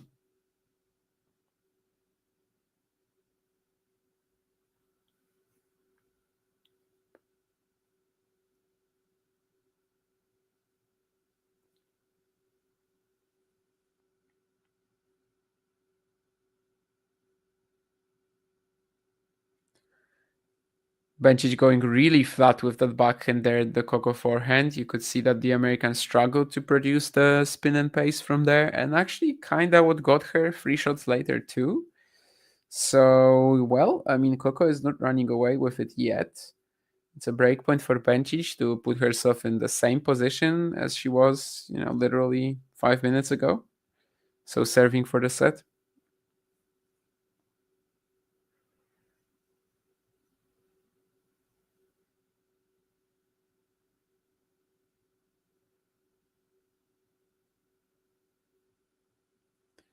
The block return from Bencic could have been very uncomfortable if it goes over the net, but it's in the tape. Great serve from Gauff down the tee. 51 minutes in, still stuck in this very exciting opening set. Kind of reminds me of that match Sabalenka had with Bencic at the Australian Open. Was it 23? It was like 7-5, 6-2 or 7-5, 6-3 for Belinda. For Aryna. But basically, we were expecting this was going to be like her biggest test, maybe even on the way to the final. And it was. Well, maybe Linette came a bit closer, but that was just a little unexpected for sure. Oh, good angle on the return from Bencic. It's kind of rare to see Coco just get lost in her footwork like this, but she did get her off balance here. And there's going to be one more breakpoint coming up for the Swiss. Gotta respect that she's still fighting for this after losing that break. The momentum did not really overwhelm her yet. Second serve as well on that second breakpoint, so we know that Belinda will be trying to hunt for something. She's had a couple of return winners from this with the backhand line. Coco will try to go for the forehand probably, and yeah, it does pay off. I don't know if Belinda was ready, but either way, she's a little late on that forehand return. I think she should have been expecting the serve from Gauff there. I mean, there's no reason why Gauff would try to go for that kicker to the backhand again there, considering what happened on the last few attempts. But if she was expecting that, I can't be sure. It's an ace down the tee for Gauff, as 2 breakpoints have been saved by her this game. 189 kilometers an hour, fastest serve today so far. That's 117 in miles, if anyone is wondering and uses the horrible system.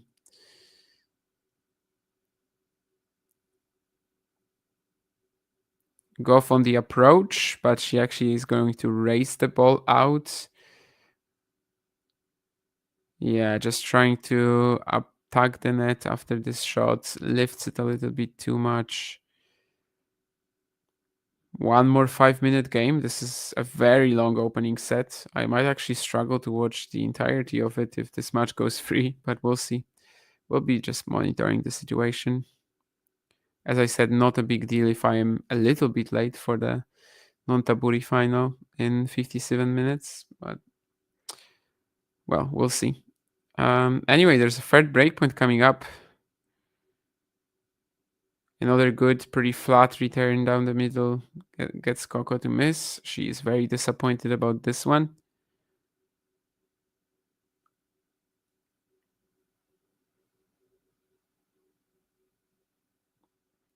And breakpoint number 3. But it's an ace out wide. She saved one as well in the previous, at 4-all, she also saved the breakpoint with an ace out wide. So already a second one she finds in this position. Of course, in that previous game, she still got broken later on, but it was unrelated to hitting an ace down breakpoint, obviously.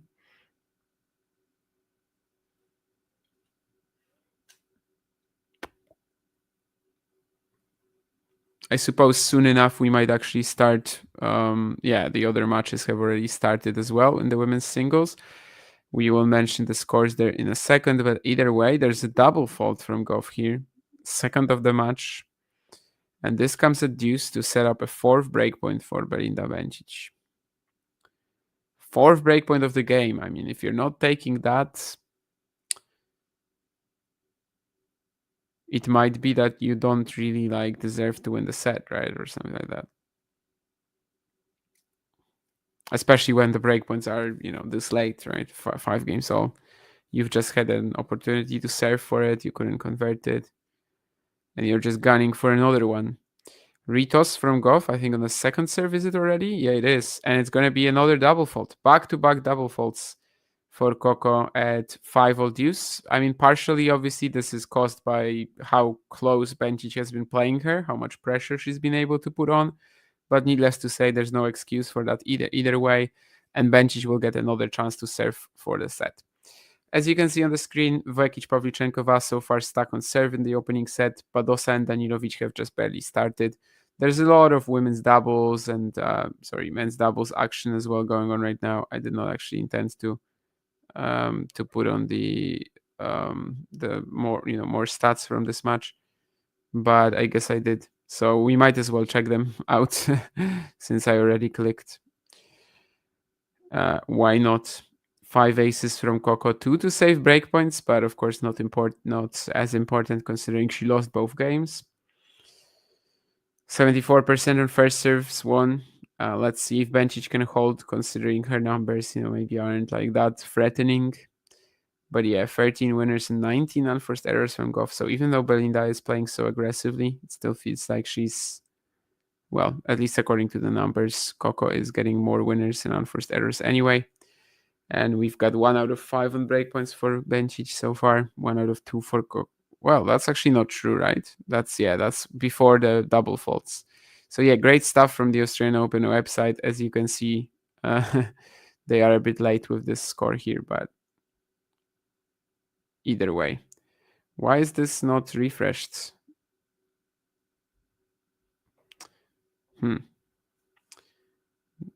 Okay, now it's working. That's good.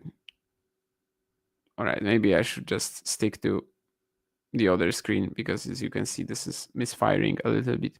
Either way, Belinda Bencic serving for the set. Let's see.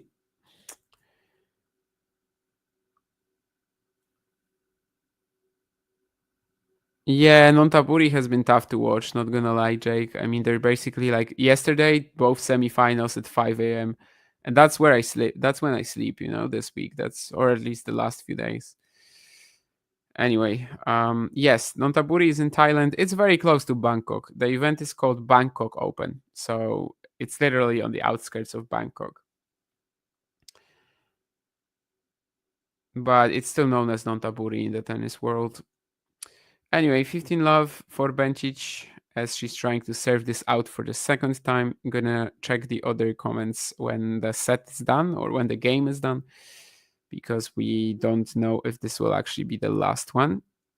Bencic was 30-15 up in the previous attempt to serve it out, missed an easy forehand, and then Coco played a couple of ridiculous points to get back on level terms. Forehand cross-court trade. This should generally be favoring Bencic, you'd feel, but who knows? Especially as she's now flattening this out and there's a beautiful backhand line, but Coco's defense again is just magnificent. But finally, she is going to extract an error out of the American, so 30 love. Yeah, I mean, she just kept piling on the pressure. She won the forehand cross-court exchange, which lasted about 10 shots, you'd say. And after that, she just smoothly takes over this flatter forehand, then backhand down the line. Again, goes for the forehand here, and that's going to be enough to get the error from Coco. 22 shots into the rally. So lots of work needed there, definitely, for Belinda to get this point. But this is what Coco makes you do, right? And this is what Coco was basically able to pull off in the previous attempt where Belinda was there to serve it out.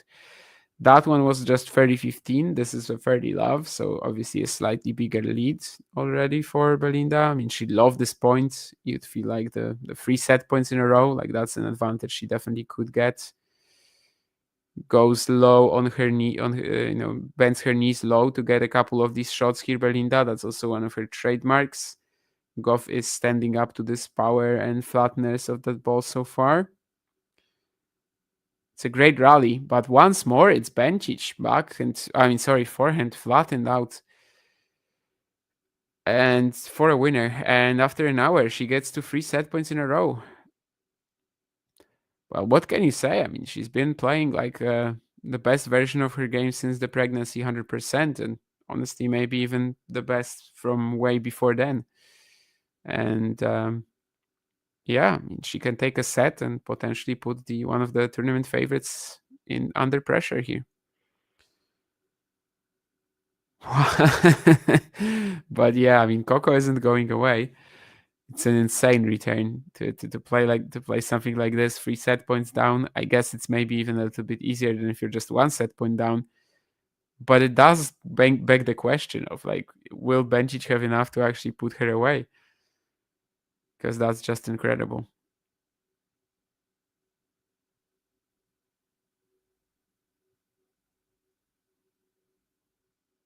Well, Coco is in the rally. Is she gonna give anything for free here? Nope. Goes forehand down the line for a winner. So 2 set points saved it already. And this point coming up, can't overstate how important it is. Especially of the forehand, Coco producing this sort of a combination, right? The whip cross court and then this 137 winner down the line. Yeah.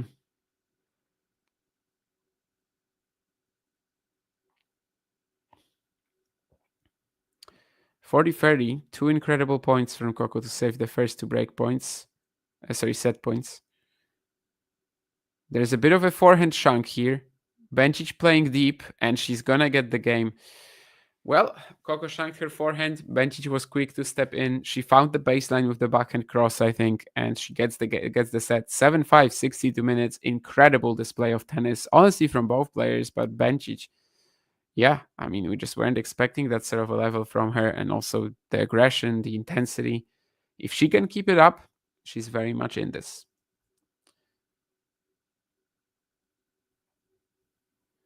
Yo, Ozan. Kerber School of Needing Ground Strokes. Yeah, Kerber, Radwanska, that was these were the players that kind of brought it onto the stage. Gauff, McNally, and Whitney Osuigwe. Now that's a name you don't hear much today.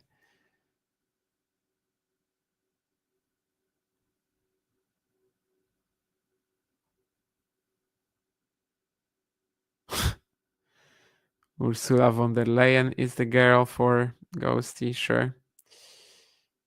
Brandon Holt at 4 a.m. my time. Yeah, I totally get that sentiment, Jake. I mean, I watch all the Challenger finals, so I'm not really gonna like pick and choose. But yeah, Brandon Holt I think he's probably aware of the fact that he doesn't have a pleasing game to watch.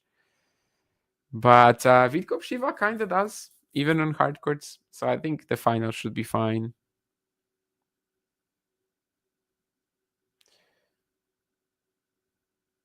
Coco's finishing position on her topspin forehand is over and behind her head. Yep, and that's absolutely fine. She's getting so much spin on it now. If she's going for that whippish technique cross court, yeah. If only there was a grip master around. Indeed. Feels like they are playing fast, absolutely. Any necessary 5-setters underway tonight? Well, Ozan, the problem is that I think most of the men's matches will be a little boring today.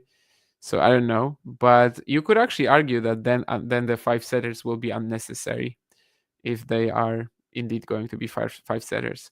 I mean, I had a lot of hopes for Djokovic-Lehečka. I just have some PTSD from watching Djokovic-Mahac. So not sure if this is going to be as good as I thought it was going to be before the event. Let's just say that. Joao very impressed with the level from Bencic, indeed. And Dave also 62 minutes, great level from both. Looks like a pretty incredible match so far. Let's see if Belinda especially can keep delivering, as we kind of know Coco will, but 5-all, 2 break back-to-back double faults, right? That was the mistake for Coco, because before then, and even after that, she was saving all these set points, and she had these 2 amazing points at 4-5 30 all. So yeah, it's not like she was struggling under pressure most of the set. It was just these 2 points, really. But also is demolishing Danilovic so far, about to go 5-love up, as you can see on the screen. Vekic, Pavlyuchenkova, first set, still on serve. After about 33 minutes, Pavlyuchenkova has the chance to go 4-all. So this is the 4th round, right? So it would be another quarterfinal for Pavlyuchenkova. It's amazing how many quarters she's got over the years. Of course, on one occasion, she was also able to turn that quarterfinal into a final, losing to Barbora Krejcikova at 2021 Roland Garros. The last Roland Garros not won by Iga, unless we're counting the Olympics as a Roland Garros, which, well, kind of was. But yeah, Pavlyuchenkova, so many quarterfinals over the years at Grand Slam level. I think 9 of them in total. No, sorry, 8. This would be the 9th.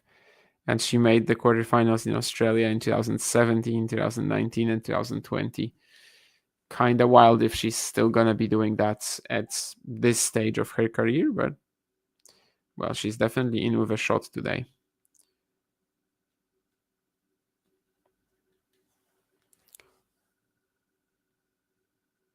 Coco Gauff beginning the second set. She's got Belinda Bencic moving here. Actually, good anticipation from the Swiss, though, but it's not going to matter, as Coco just finds the line with the backhand.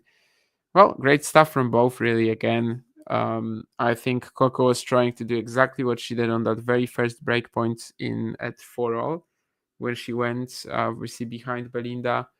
But Bencic, you could see how quick she was there this time. I think she was like fully expecting it, but it's still not enough to force an error from Gauff, right? And now that's an ace for the American. She was also starting the first set on serve, but Bencic kept up with the scoreboard pressure, not really bothering her too much. Maybe it will be a different case this time if Coco can just get a good start, though. Well, we know that Coco will like keep up this physical intensity, right? It's more maybe about the mental now, considering she makes another double fault. Whereas Bencic, yeah, I mean, she just has to play with the same intent, and again, just such a lively version of her game.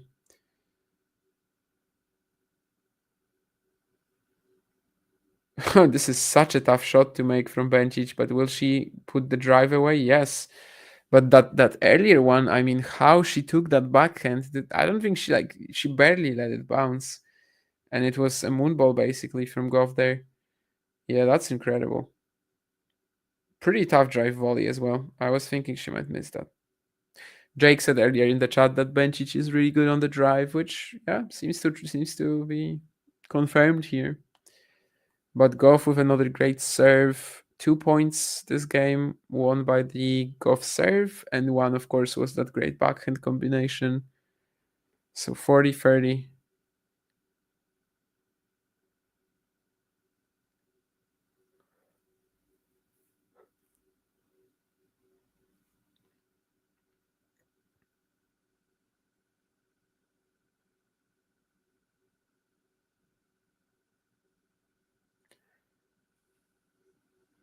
Is Bencic on it again? That's some good hitting, but Coco seems to be back in the points. Eventually misses the forehand.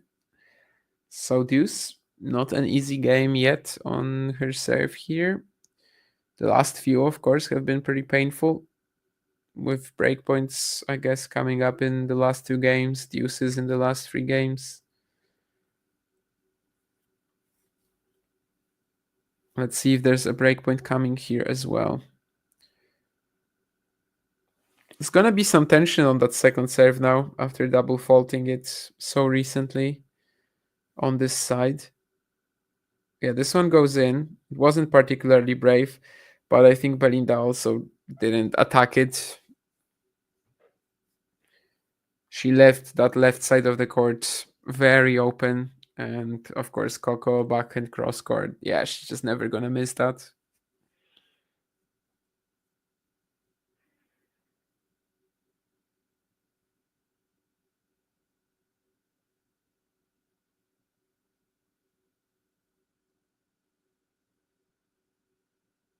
Bencic trying to go forehand line. I think that's just long.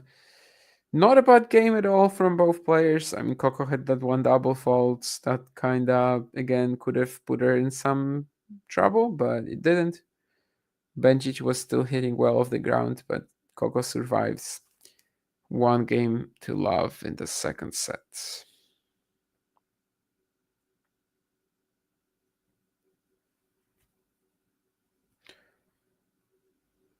I am feeling a slight drop-off in energy.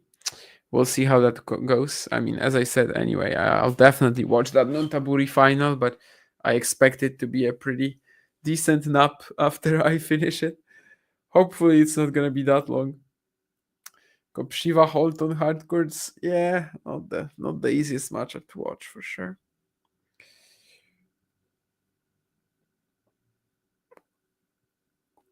Kopshiva was defending points from qualifying for the Australian Open last year, so he's not gonna actually gain all that much even with a title. But with this, yeah, he definitely will be a top 100 contender this year if he wins this one. Holt still looking for his first challenger title. He had 2 finals last year. One of them was in Tyler in June to James Trotter, who since has become a much better player and kind of back then was still gettable for sure. And in January, he also played in Indian Wells. And who did he lose to there? Mitchell Kruger, I think. So Mitch was about to, as we later learned, Mitch was about to have a good year. So not really any like massive flops there for Brandon. But yeah, anyway, 0-2 in Challenger Finals, playing his third one today. Wow, great stuff already from Coco on the return. Inside out backhand. How much pressure can she apply to Bencic here? Even with that serve, Bencic is still just like barely in the point, which is just another testament to Coco's skills here. Bencic getting a little frustrated.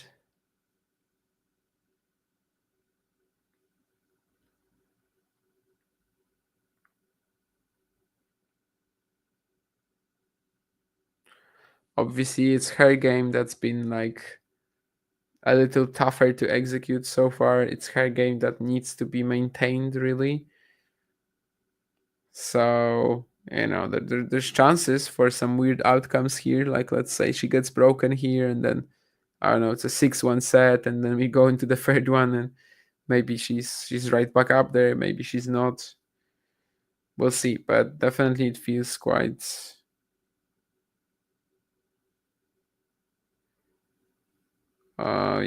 quite like she is the one who has to keep it up rather than Gauff.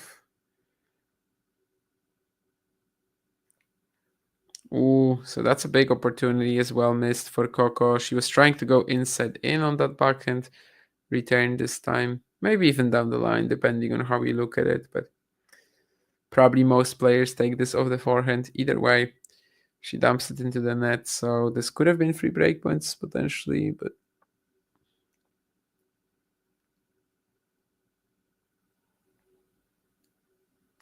she's gonna get 2 of them though. It's a very nice return at Belinda's feet. Gonna miss that backhand down the line slightly. Yeah, just a little late on the ball. So 2 breakpoints for Gauff.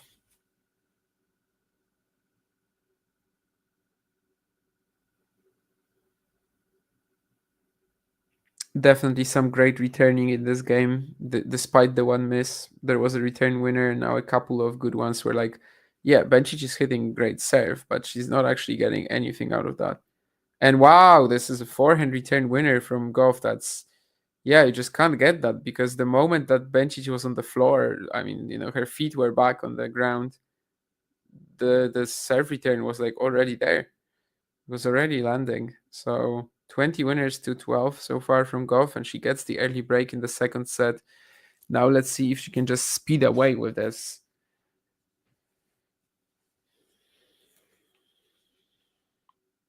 Of course, Bencic still has that nice cushion of basically being able to even lose this set with a bagel and still being just 1-1 with Gauff in the grand scheme of things. But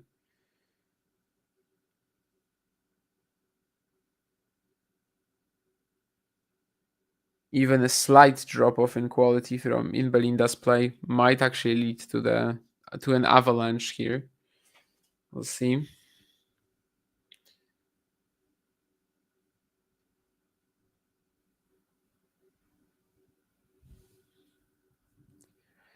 Badosa won the opening set 6-1 over Danilovic, and Pavlyuchenkova and Vekic seem to be playing some extremely long games. As it is 4 games all now. And 44 minutes have been played. This set was 62 without a tiebreak. I guess they're going for something similar if they keep playing long games like this. Great angles from Bencic here, and she should be winning this one, but she actually misses the forehand into a basically open court. Yeah, I mean, she did everything right in this point, but she doesn't get the finish right. And it does feel like this set could really just be gone in a few minutes if she's not, just picking herself back up from this little lull, if you may. It's not like she's dropped, her entire amazing level from the opening set. It's just a sudden small drop off in quality, right? But it's enough just because of how good and how high floor Coco is. Of course, she's also double faulting a ton here at the moment. And she does make one here to go just, to lose this point and go still 30-15 up. So still absolutely fine, still in front.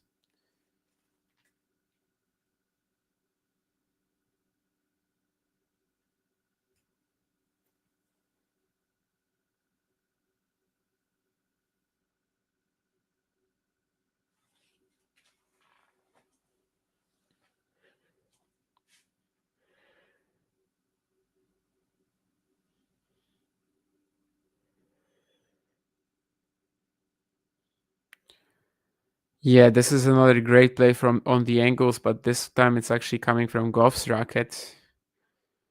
Forces Belinda to go for that backhand line, but what does it matter when like Coco is there anyway? So yeah, she's just able to make this great half volley pick up on the forehand. Yeah, I mean the way it's going right now, you would not be surprised if in like 15 minutes we're already starting the deciding set, right?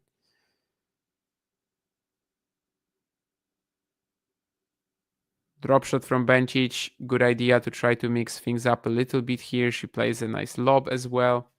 So actually 40-30. Maybe let's not give Coco this game yet. Still in this. Yeah, that was definitely some good invention considering the way that the last 5 minutes have been playing out.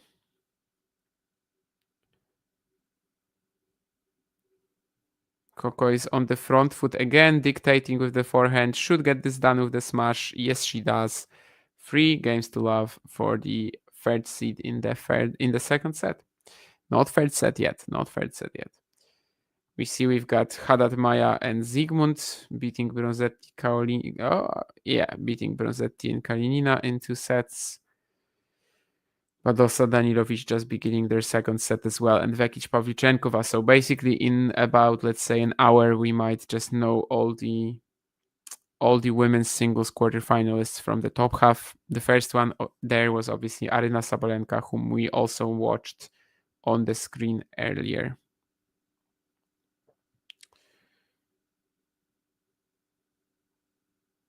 Draper will take a set at least, or Alcaraz in 3.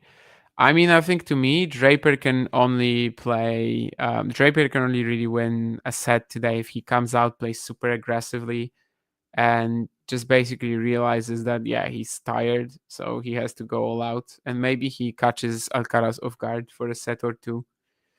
But I don't think he can win the match, really. Yeah. What is more important when selecting a favorite player for you, the person itself or the game style, or a bit of both? This is for the chat. Don't want to put DK on the spot. You can put me on the spot, definitely. And I can tell you right now that it's for sure the game for me. The person itself almost doesn't matter. Like, if there's a player who I consider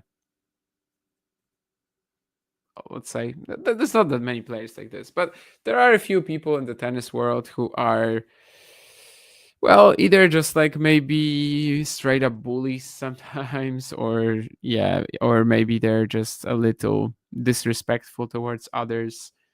Even if I don't like them like personally, I still can root is a stretch, because then I probably don't root for them too much, but it doesn't stop me from enjoying their games. So it's literally just the play style for me. But sometimes when I get to know somebody better, for example, right, obviously then if I make that sort of like personal connection, then despite the game not being something that I like, I will also cheer for them, right? Oh wow. Well, Coco says sorry for this 410 cross court, but it is a pretty incredible winner. Probably didn't land it clean, but who cares? Yeah. Yeah, I mean, you just can't do anything about that. You can see on the replay that indeed it comes off the frame, but the outcome is either way the same. Well, this is the game where Bencic can like keep herself going in the set. if she loses that, I do really think this will be just an avalanche until the decider, and then we'll see what Belinda can do with that. But for now, let's see. Maybe she still has more in store here. I will get back to the rest of the chat comments as well in a second for sure. If Belinda is 0 for down here, then maybe there will be more opportunities for that too, since wow, another forehand return winner from Gauff, but this time, of course, very much intended. And well, we might have been laughing about the grip expert in regards to the serve in the chat earlier, but we're definitely not laughing about that. Like, that's just quality she did not have in that wing before. She also broke like this in the previous game, right? Exactly this shot, maybe a little less, like just a little lower, but maybe even more powerful, maybe a little flatter, but pretty much the same shot. 15-30 from Bencic here, and let's see. Gauff attacking the second serve return. She's got Belinda on the back foot and should probably be cleaning this up, but will she have to play the smash? Actually, she will, and it's almost off the baseline. Bencic is still in the point. That's quite incredible. And she's gonna make Coco miss here, so it's fairly all. I mean, this really should have been 2 breakpoints Gauff, but on the other hand, I don't fully know like when was the moment she made the mistake. The baseline smash, yeah, it's a tough shot. It's fine not to go for a winner from that. In fact, Bencic like read it very well too. She was there to pick it up so quickly. So yeah, I mean, a missed opportunity, but then again, you don't really have that one clear moment when Coco could have taken it. It's just some pretty incredible defense from Belinda.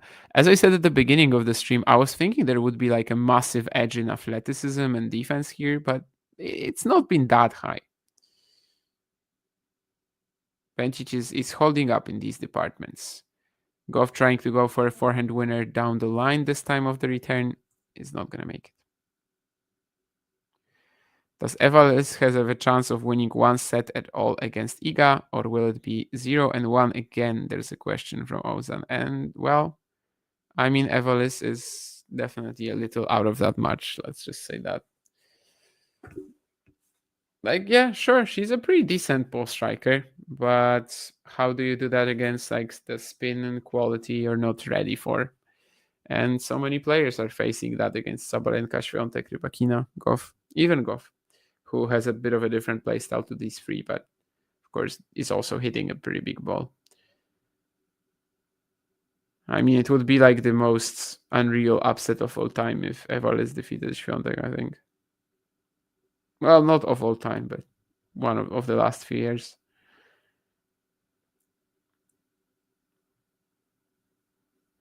I'm not going to have a coffee, and I'm not going to have a Red Bull. I don't drink either energy drinks or coffee.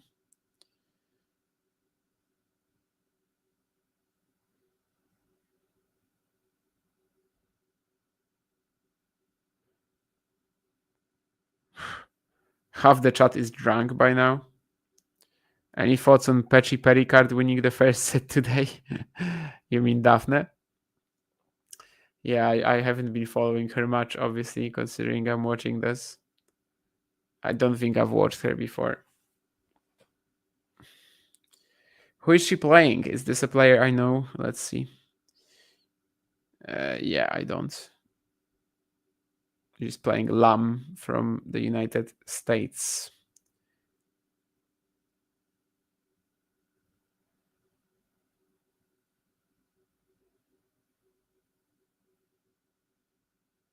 Do I know how to use Riz correctly? I heard Fergie correcting Zach in his usage. I thought Zach nailed it. I mean, Riz is like what? That's sort of like when you're trying to, let's say, pick up somebody, right? Like when you're, I don't know. Is that it?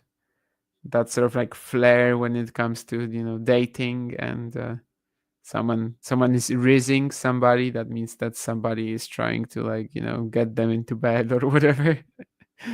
Right? I mean, is it right? I don't know. I'm not good at like modern slang. I am very much out of the internet because I only really get tennis news. It's not okay. This is a stretch that the only content I watch is tennis news. It's not, but in just like in the sense of articles, newspapers, and stuff, like it's literally only tennis. So I do watch a lot of YouTube from my other, in terms of my other interests as well, but not really. Nothing that would really help me with this. I thought it was charisma related. I mean, that's charisma related too, right? If you have the Riz, you have like, you're the guy. That's an interesting one. I didn't know this was the etymology of the word, but maybe it is. But it's like the sigma and stuff, right? Sigma thing, whatever. I don't know. Again, as I said, modern slang. No, I'm really bad at that. Could you see Jack Draper getting a shock win over Alcaraz when their match starts in 1 hour time? No, I think Jack Draper will not beat Carlos Alcaraz today. Any chance that Jack Draper had to beat Carlos Alcaraz was gone when he played 3 consecutive 5-setters. And when these 5-setters were also really long, like these weren't just 5-setters. He's going to be dead, just like he was in his previous round, and he's going to face a much fresher and much better opponent. I don't really know what can happen there, to be honest. Other than Carlos, breaking his leg or something like that. Dustin Brown, yeah. I wonder if I've ever seen Dustin Brown play singles live. Probably not. I've watched him play doubles a fair few times, but probably not singles. That's a bit of a shame, but of course by now there's not much I can do about that. I can't even chase him around tournaments because, well, he's not playing. Modern younger generation of tennis fans very hard to relate to on Twitter. There's definitely like a big bunch of tennis fans that I would find it hard to relate to. Depends, I guess. Like the sort of tennis fans, let's say, let's put it into maybe like if you have Bastian's content, right? And it's very like much modern and social media-ish, and he's great at that because, well, this is his job. Like this is what he does, right? This is his specialty. Like that, people who basically like get excited by that sort of content, I probably find it hard to relate to because I'm just way too like, I just watch matches, right? I want to see the points. I want to see the tennis. I don't really care who is like, that sort of person and stuff. I don't know. Like for me, it's just all about what's happening on the court. What's happening off court is completely irrelevant to me. I don't care. Or like when people post these stuff about like kids and everything. I find it very hard to relate to. So I think there's definitely like a big group of tennis fans that I don't really connect with that easily. On the other hand, I think that it's not really like generation related. I think there's a lot of tennis fans that are young at the moment that, I mean, I still definitely find an easy way to talk to them, and it's interesting for both parties. But yeah, I'm not sure it's like very age related, but I definitely think there's a large group of tennis fans that I would probably struggle to get through to, and I would also like they wouldn't really connect with me either. So, in other words, sort of. I mean, I'm well aware of my strengths and liabilities. Let's say, I know that for like bringing up excitement about something, and I don't know, like building a story, I'm not really that person. But if you're coming for like sheer cold tennis analysis, tennis facts, here I am. Anyway, 40-30 Bencic here. Let's see if she can still make this second set a bit more interesting. I'm now in two minds, guys, honestly, because if this second set is not going to be over pretty soon, then I don't know if I can watch the entire third one with you.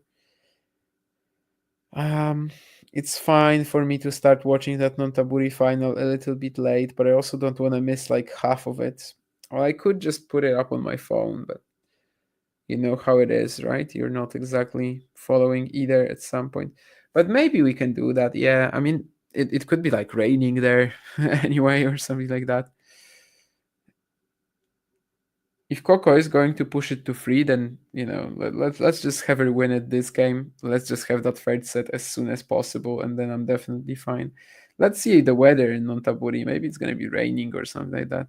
No, it's not gonna be raining. It's actually 28 degrees Celsius, and the sun is supposed to be there the entire day.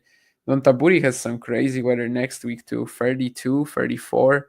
But it's also not going to be like the event is not going to be played. This is the third edition already. This is the third one in a row. So either way, let's see.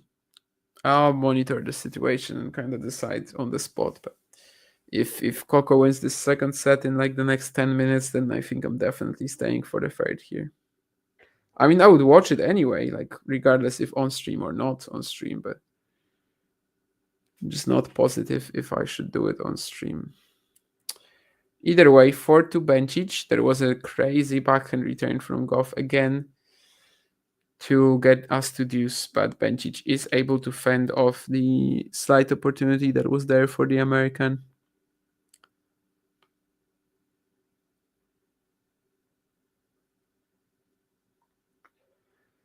When Coco broke in that 2-1 game, then she held to love, I think. And it was just rapid. Let's see if she can keep that up.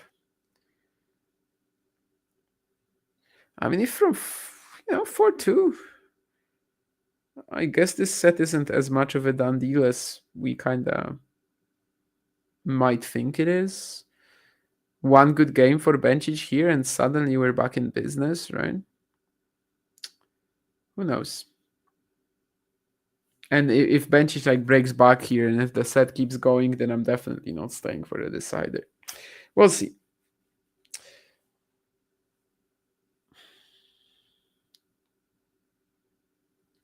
The first point actually goes to Bencic here. She gets a decent return in on the second too. Coco with the forehand slice. Lovely stuff from Belinda to actually still play a topspin shot out of this. I thought she was surely, and like a very aggressive topspin shot out of this. I thought she was surely going to have to improvise something, just based on how low that ball got. But I guess it's Bencic, right? She loves to play off that lower ball. Her knees must be like destroyed after all these years of bending them super low. Okay, Coco should be putting this away. Yes, indeed. She doesn't even like bother about, the proper overhead technique, just swats it away. There's no reason to be disappointed about that. 15-30. But yeah, if there's an opportunity to strike here for Bencic in this set, this must be the game.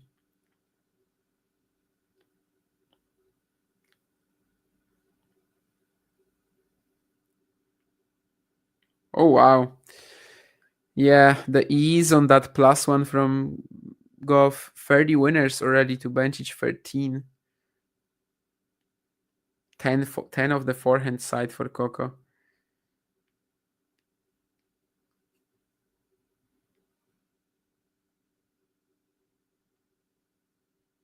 And it's a great serve too. So 40-30, and suddenly that low 30 opportunity feels like ages ago. But it's not like Coco is giving Belinda anything to work with here.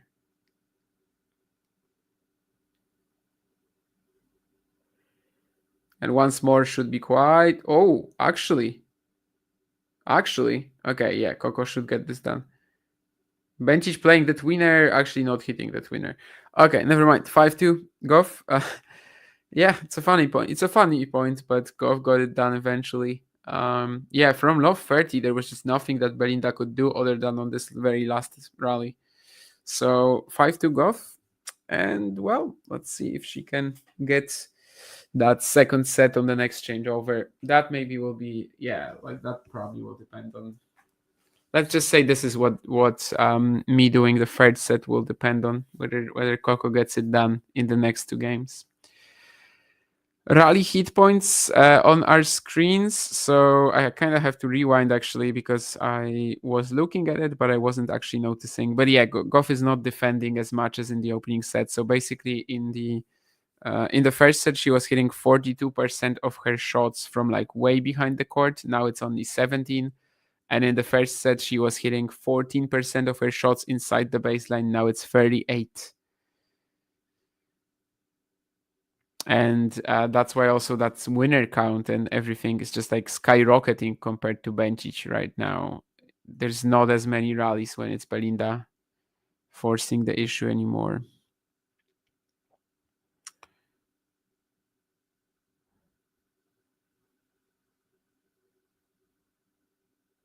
Do I plan on having kids, and would I force them to choose between tennis and table tennis? Wow, lovely. Well, I would like to have kids. Currently, I don't have anyone to have them with, but I also wouldn't want to have them right now. Like, I think my professional life, especially, is just a little too much uncertain for now. But in a few years, when I'm kind of like a little bit more aware of where I'm headed, especially career-wise, then yeah, I'd like to. And yeah, on the other hand, we'll see if my life involves a lot of traveling, which isn't really perfect for maintaining that sort of a relationship, or for kids either. So we'll see about that. But yeah, generally, I would like to, yes. I just think that people I tend to communicate with on Twitter about tennis are the same group of people I'd speak to 5-10 years ago. I prefer a measured conversation, purely talking about tennis. Yeah, that makes sense. I think there's a fair few young tennis fans as well who like are showing up there, but are they the same people I would have been talking to 5-10 years ago? Probably. I just didn't know them at the time.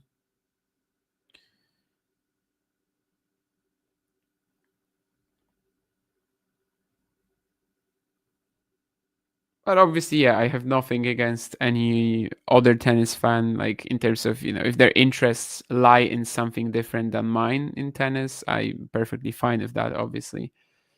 It's still good to have a tennis fan, even if they're not just like, let's say, vibing with my the way I am interested in tennis. They are interested in it from another perspective, and that's perfectly cool. We're all just different people, and well, as I said, it's more important that there is one more tennis fan than the way that he approaches the sport. In fact, probably you could also argue that the fact that you can approach this sport in so many different ways is also part of the reason why it's so exciting. That this is just like two players hitting a yellow ball over the net, right? But at the same time, we just put so much meaning into it and look at it from so many different angles and perspectives. So that's actually kind of one of the best parts of it, I think. The simplicity of it is actually something we ourselves turn into something special. Anyway, 2 set points for Gauff here.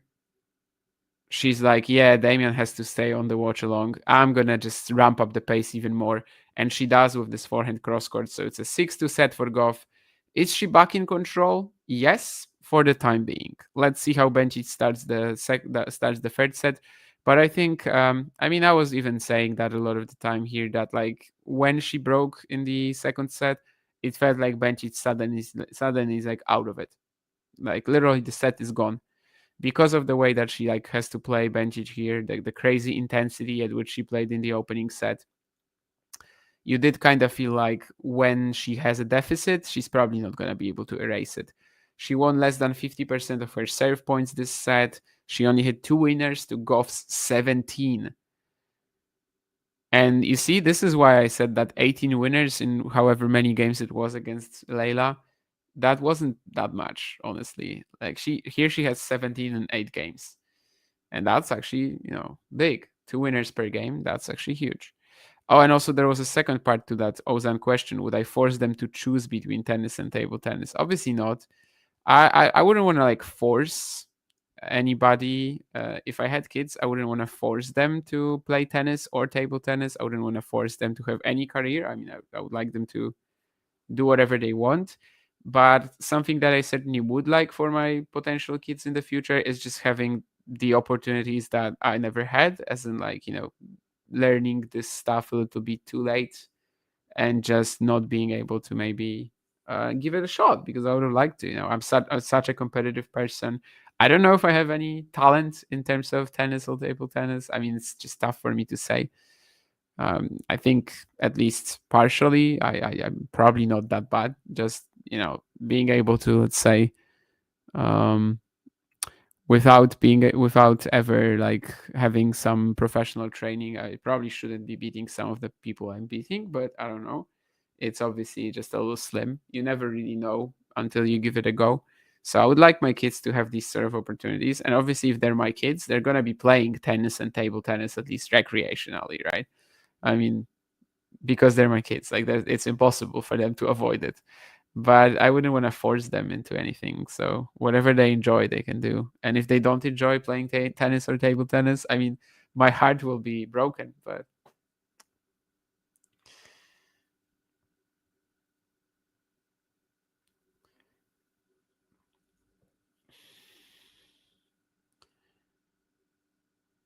what are your general thoughts on pickleball gaining more popularity? I guess, Ozan, I just don't treat it as a serious competition, like a serious competition for tennis. Like, I'm not afraid of it, just like many people I think in the industry are. By the way, Pavlyuchenkov out with the first set over Vekic over an hour, 7-0 in the breaker. And Badosa is actually down 2-5 in the second set against Danilovic. Okay.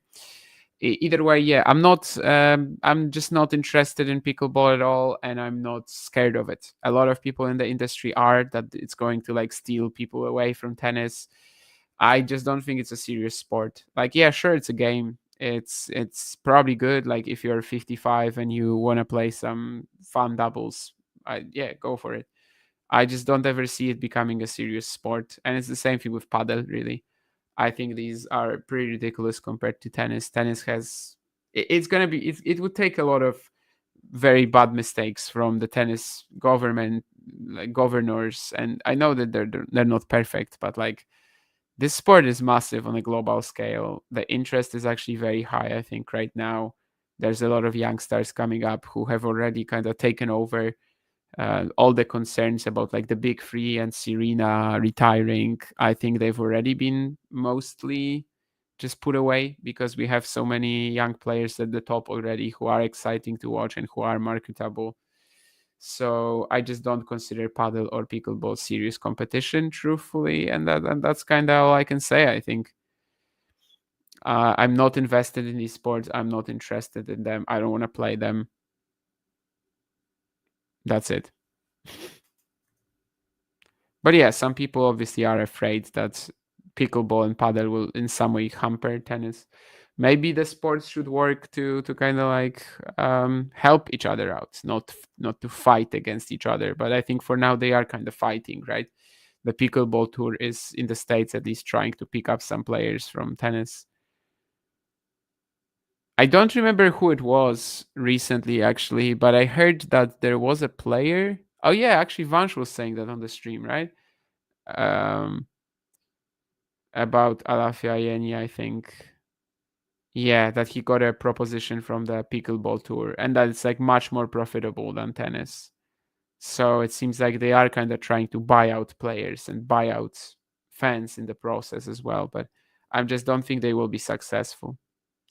And yeah, as Dave says, like it actually, this is what I meant with like cooperation could be good as well, because pickleball could be a gateway drug to all better racket sports. It actually can be, yes.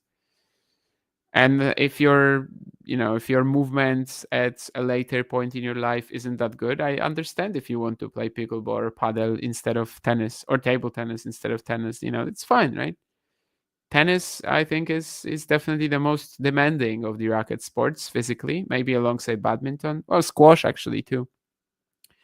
And yeah, if you don't want to play that, or if you only want to play doubles later in your career, or then maybe you just switch to like pickleball, paddle, sure, go for it. Whatever floats your boat, whatever you have fun doing. But I just don't think professionally pickleball has the same potential that tennis has. I don't think it can become a global sport the way that tennis is right now. Danilovic serving for the set against Paula Badosa. Yeah, I mean, Donald Young, Jack Sock, Ginny Bouchard, they are marketed heavily as superstars, as they should be, all right. I mean, pretty much it's a common thing that like pickleball is so niche, so fresh and so niche still, that any tennis player who like joins the tour is already pretty good there, right? A friend of mine who wasn't even like a particularly promising tennis junior or whatever, like he just played recreationally at a higher level than me, definitely in tennis, but he wasn't like anything, it was never close to a professional career. He started playing pickleball in Poland when the sport was just originating, and he's one of the best players in the country simply because, well, he already had a little tennis experience, and right away he was one of the best because the scene is so small. He's having a lot of fun just like playing professional events, and good for him.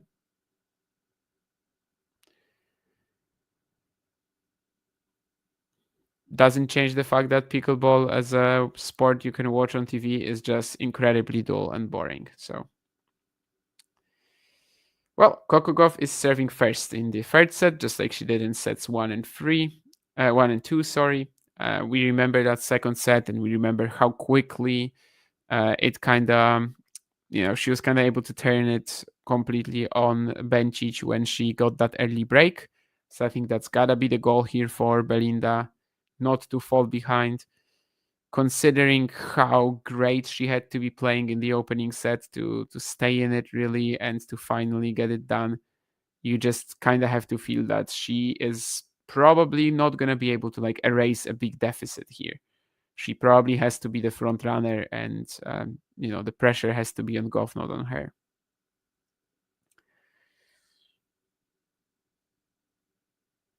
Second set, Gauff did dominate her completely, 17 winners to 2. So obviously Belinda would also like to see more rallies where she's the one forcing the issue again, like it was in the opening set. She's trying to do it here, to her credit, misses the forehand down the line. She seems to be getting frustrated by now as well. Maybe a little too much here, considering that, well, she just played this point very well. Missing the final shot, but it's still a positive sign for what's to come, I guess.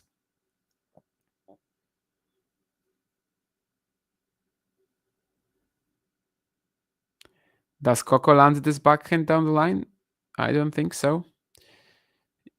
Oh, really? Oh, yeah, it is out. Okay, when they started showing the close, the sky view of the close call, I was like, that's probably in actually, but no. Anyway, 40-30. Can she put the first game to bed?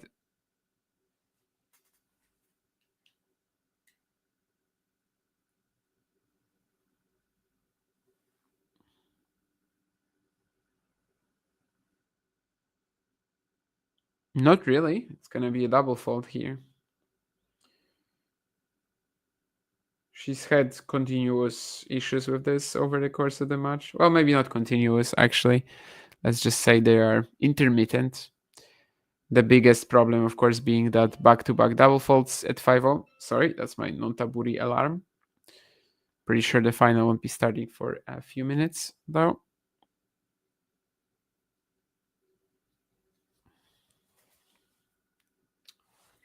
Should probably plug my phone then. Okay, that was after a let. I was already thinking Coco might be hitting more back-to-back double faults here. But, well, maybe. I still don't know that. No, she hits a pretty deep second serve at Bencic's forehand, kind of in her strike zone. So, again, that's one that Belinda could want back. But, of course, there's nothing she can do now after hitting it into the net. I sometimes think that a tool like, from like Prince of Persia would be very good in tennis. Where you can basically just rewind time and just go back on one of your shots.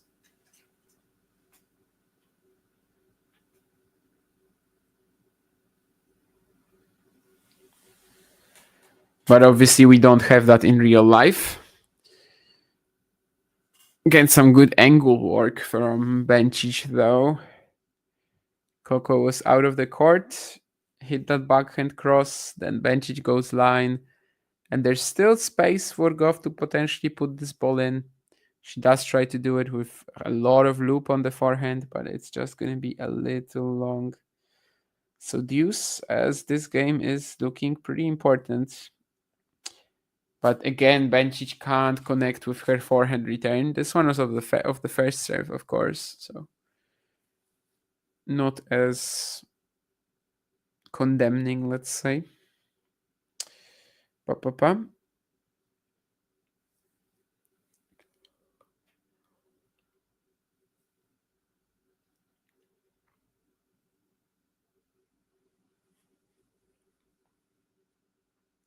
Second set obviously ended up being much quicker than the first. Not yet 2 hours on the clock. So, I mean, we'll see how the physicality of this matchup affects Bencic. I'm not even going to ask how it affects Gauff because we know that she's going to be fine.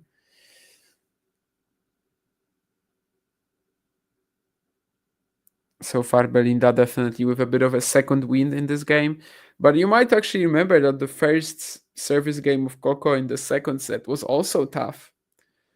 It's just when she broke, that's when the avalanche just started, and you could really tell that the set was more or less done. Although I guess at 4-2 there was that low 30 that Bencic had as well. Either way, she was outplayed heavily in the second set from start to finish. But now she has another second serve return to look at on that deuce side. I mean, she's missed a few in a row. Again on the forehand. This one at least is in, so there always can be an error from Coco, I guess. And in fact, that was in. Yeah, I don't think Bencic will be winning this point. I don't know if lucky or just precise, but Gauff wins the point. Almost 7 minutes on the clock in this game. The forehand cross didn't really feel too controlled, but after that she just abused the advantage she got to perfection, so it's an advantage for Gauff again to get us that first game on the board in the decider.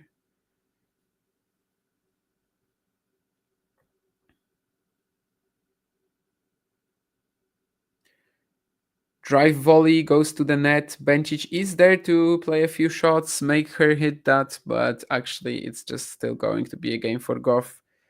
So yeah, good start for Coco, and now let's see if Belinda can avoid a repeat of the previous set.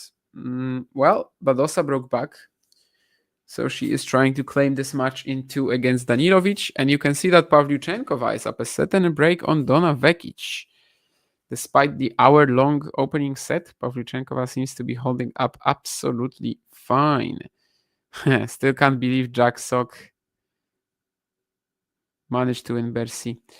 Having a lot of problems with the Kopshiva hold stream. I mean, it hasn't started yet, right? So what are the problems?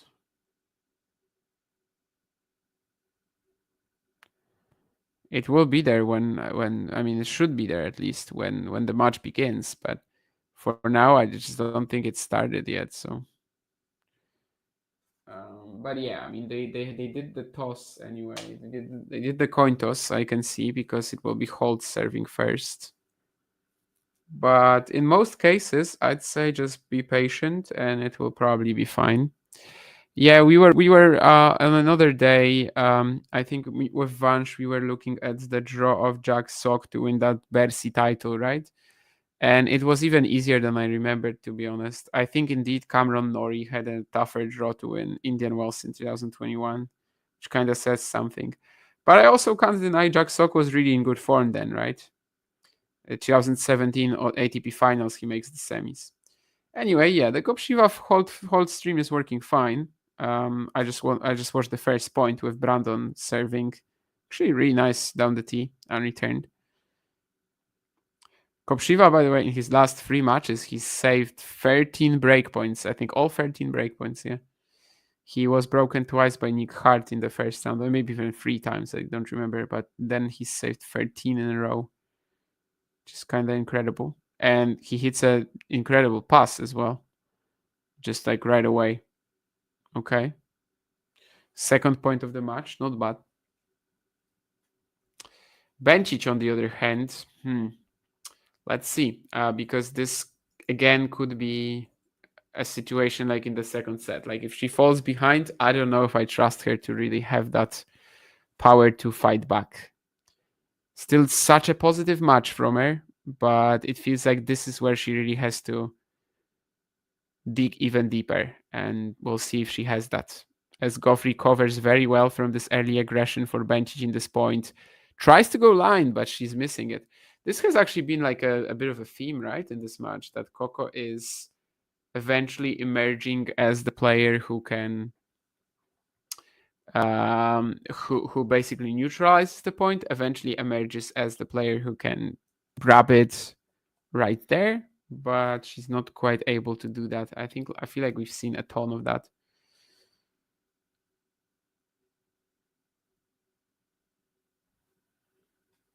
Just missing that like one finishing touch, really. That's been a common theme, I'd say. Does she just miss that backhand as well? Yeah. Would have given Bencic a ton of trouble here.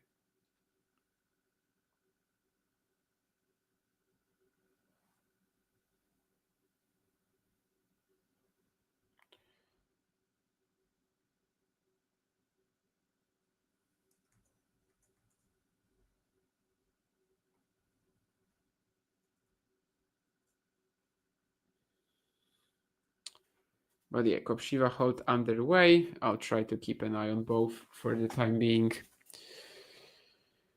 We'll see how this third set between Bencic and Gauff progresses. It's a net court from Coco. Oh, and she goes for the crouch shot, a la Bencic, a la Radwanska, a la Kerber. And it's perfect down the line.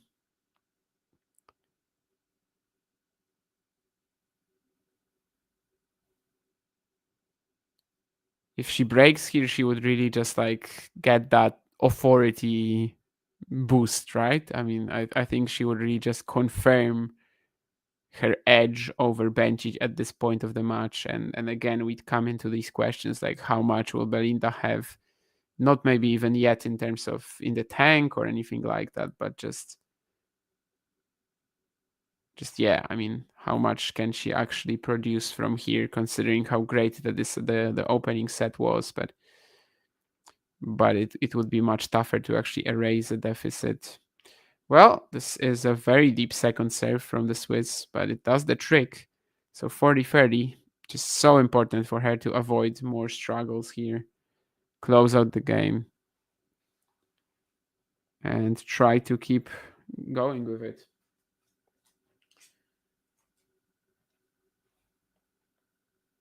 And it's a great serve. She has the forehand +1. Does she find the baseline again? Yeah, it seems like it. Coco is a little frustrated, and I can't blame her. I mean, the last 2 points from Belinda, that's just painting lines, not painting lines in the sense that, it's just like such an impressive winner or something like that, but kind of going too close for comfort and yet making it. So, well, she gets the first game. It's already a better start, obviously, than in the second set. Let's see if she can keep up with Gauff this time. See, one of the beauties of the tennis scoring system is that the second set that was dominated by Gauff kind of doesn't matter right now, as we are on level terms.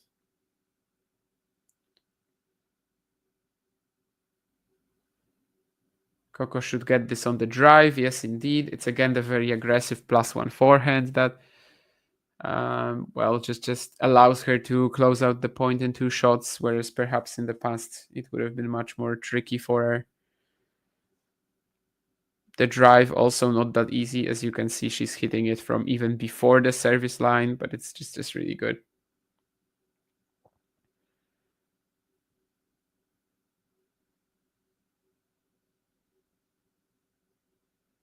Now Bencic has her on the back foot. What can she do? Well, not much, as Coco's movement again is just insane here. And she gets this crazy angle on the backhand too. This was a bit fortunate. I mean, just barely goes over. I think Bencic had a similar point in the opening set, right? When her forehand cross court just like barely went above the net.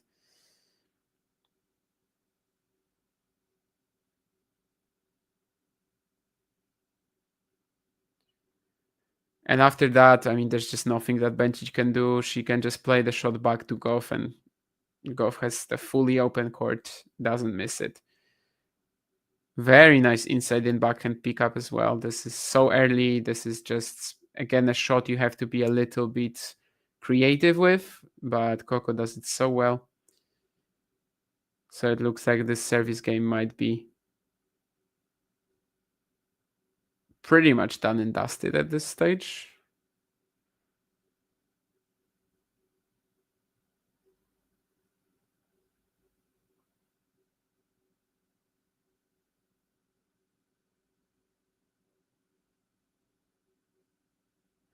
Although she makes a double fault. This time, though, it wasn't like one of the classic ones where she's just trying to roll it in and there's nothing on it. Definitely was attempting to go a little more aggressive, maybe considering it's 40 love, maybe just trying to keep Bencic guessing a little bit more than she has been so far.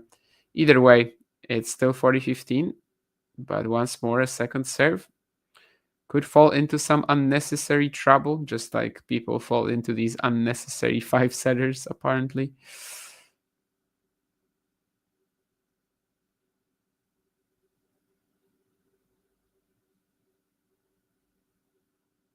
But there's some big bowling from her forehand crosscourt again, and Bencic is not gonna squash shot her way into, to keep herself in this point. 2-1 Gauff. Let's see. This third set is slightly more tricky so far than the second for sure, but she's still up on the scoreboard every single time she holds, and she's still looking in a pretty good position to keep piling on the pressure on Bencic.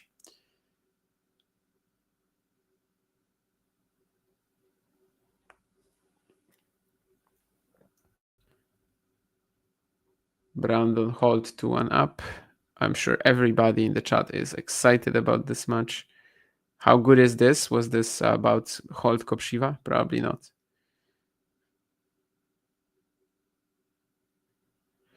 Jack Sock is a bit sensitive on the Nothing Major podcast. He doesn't take jokes very well. Interesting. I haven't really listened to this, but I know that some people do enjoy it. Like, let's say some of my friends enjoy it a lot more than most tennis podcasts. The Nothing Major one. I mean, you've got Steve Johnson in there, right? John Isner, Jack Sock, and Sam Querrey. It seems like a fun bunch. But yeah, my as you know, my consumption of tennis podcasts is pretty small. Daphne, more of a defensive retriever. Okay.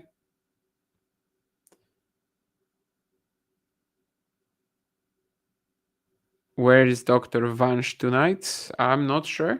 But definitely hasn't been on the stream today. Yeah, you couldn't get him the hypothalamus thing. Bencic might be slowing down over 2 hours in.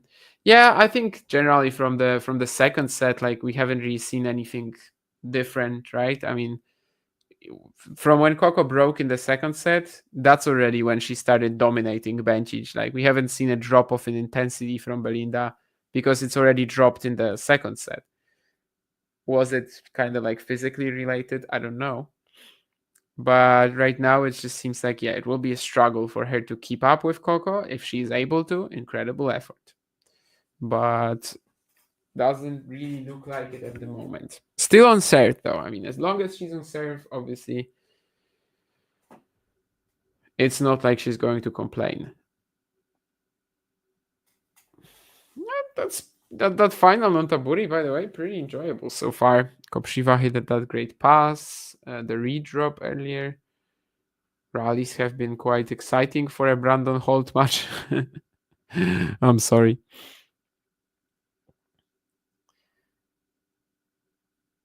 I can't even say he's catching strays because this was very much, aimed at him, but let's just say shots fired. 2-1, Gauff and Bencic about to serve.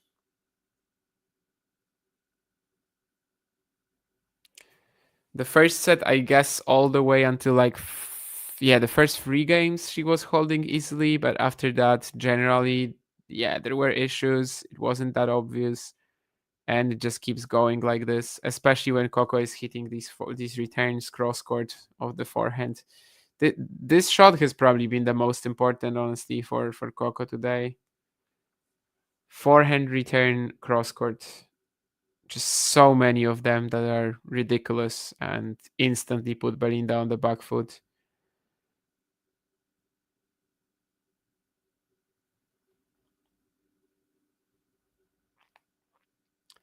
Looks like the smash from Gauff almost almost tore Bencic's shoulder apart.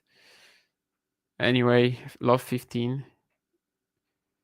Yeah, I mean, since the second set, it does feel like Belinda is just fighting to stay alive rather than actually competing with Gauff. But as I said, I mean, still, if she can hold, this is still not over then. She's playing great here, but how can you actually finish off a rally against Coco here? That's maybe becoming the question. Again, such good defense. And I said that this was a pattern, but again, when Coco has 20 shots, she's defending incredible, and then finally she gets that one opportunity to counter strike, and she is unable to get that. So that's kind of been a thing the entire match, which I guess still makes it worthwhile to keep pressuring her then, because at least maybe there's at the very end of the line, maybe there's an error coming. It's rare, but maybe at the very end of the line, the error might come at some point. Either way, 15-all. Coco Gauff, if she could combine herself with Gael Monfils from yesterday, she would win the third set 6-love. I mean, Gael was just so perfect at seeking out this one opportunity for him to blast the ball. He was actually pretty aggressive for his standards, and just super fun to watch. Another very nice return, this time of the backhand from Coco.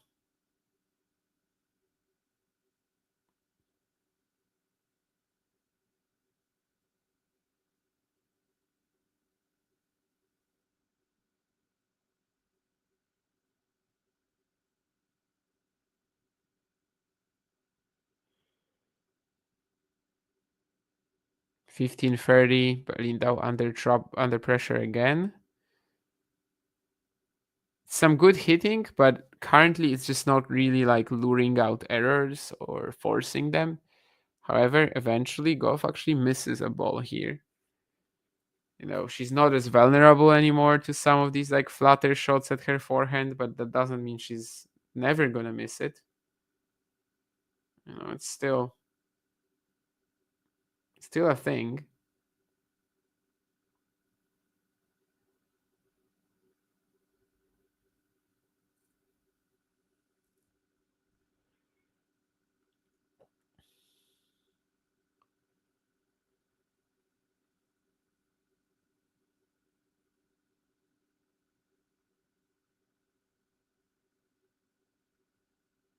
Currently watching 2 rallies at the same time. I don't know where to look.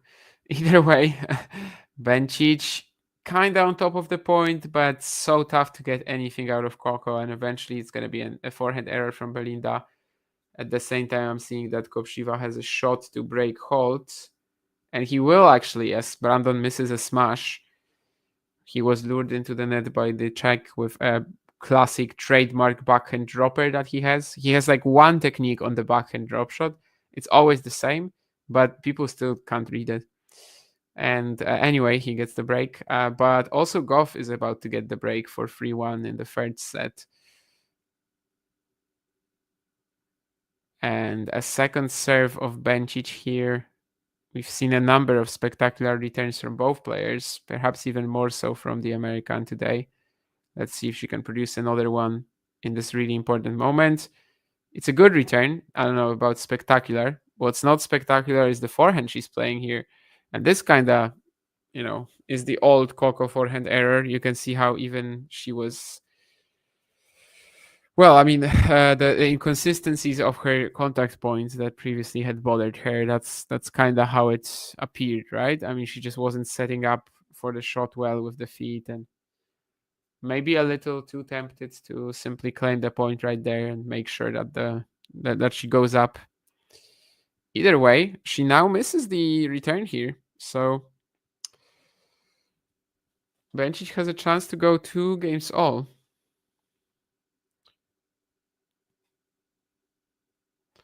I know that Coco has been the dominant player since the start of the second set, but you just don't want to keep Bencic in this, right? You want to close it out as soon as possible, because who knows? The longer you go, the longer you take this set, the slimmer the margins will be getting. Let's see if Bencic can somehow win this point against Coco once more, defending like a, well, I don't want to say a madman, well, a mad woman in this case. Yeah, that net court could have been just a straight up winner for Bencic, but it stays on her side of the net. She is getting significantly more, I don't want to say fatigued yet, but definitely you can see that this point took a lot out of her, and that net court, yeah, just hurts her more because of that.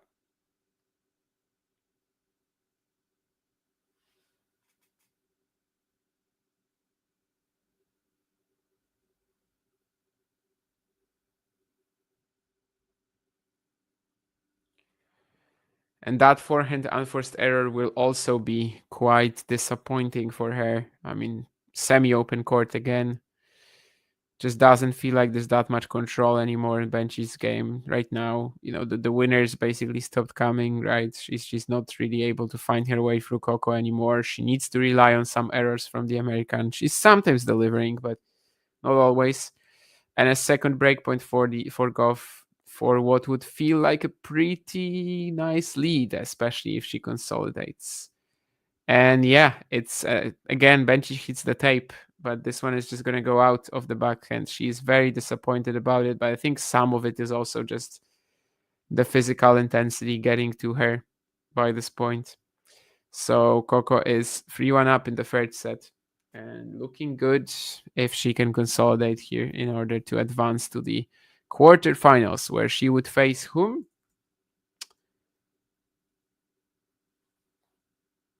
Oh, so Badosa must have beaten Danilovic already, and then we also have Vekic against Pavlyuchenkova, and as you can see, Pavlyuchenkova is 2 points away from the win. So, well,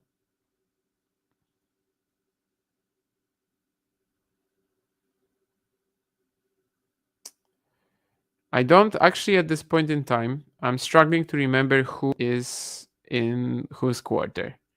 So who would Coco or Bencic play in the quarterfinals? Let me see. Because Zheng lost to Zygmunt and Zygmunt lost to Pavlyuchenkova. So yeah, it's Pavlyuchenkova for Sabalenka.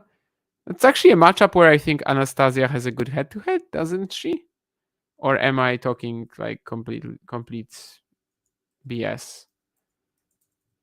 I seem to remember that Pavlyuchenkova has a good head-to-head against Sabalenka, but I will check that now. But I don't know if it still holds up at this stage, right? I mean, at this stage of their careers, it's probably not that important. Yeah, it's 2-1 for Pavlyuchenkova. And Pavlyuchenkova beat her around Garros 21 and Toronto 2019. So yeah, I mean, it's just back in the day. It's really nothing that crazy at the moment.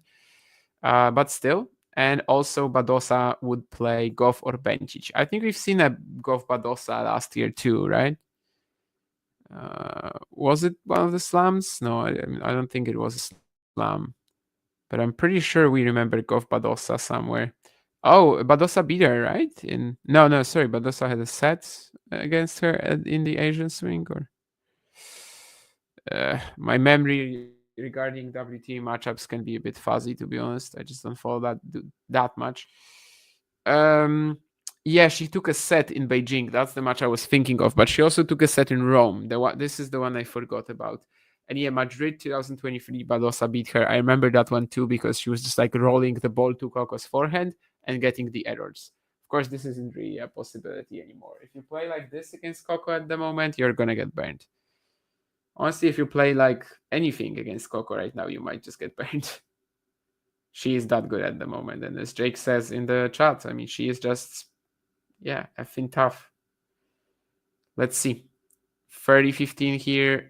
Bencic is going to make another error as Coco's shot lands right on the baseline. I'm just rewinding to see how Kopchiva lost the break. So the streak of 13 breakpoints saved in a row, yeah, goes with an inside-out forehand that he sends long. Going to be a tough one there with Brandon and him, but I will probably just focus on Gauff for the time being. Oh, she tries to go for that jumping backhand. It's not really a good attempt, but she's still 40-30 here. I mean, 4-1, considering what we've been watching since the beginning of the second set. She looks like she's almost there. Almost there in that Badosa matchup once more, but let's see.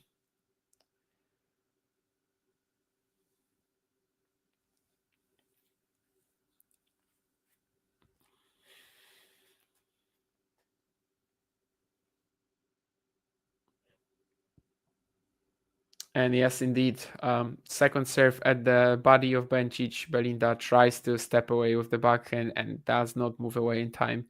It does feel like she is, well, physically not hampered in any way yet, but simply, isn't keeping up with Coco in terms of the intensity, the athleticism. And well, 6-2 4-1. This is definitely a great performance from the number 3 seed for now. Let's see if she can also just take it home without any further problems. Definitely seems like it at the moment. Badosa should have won, but Coco scammed the match. Yeah, I remember that Rome one. Yes. I think Joao is on Twitter, right?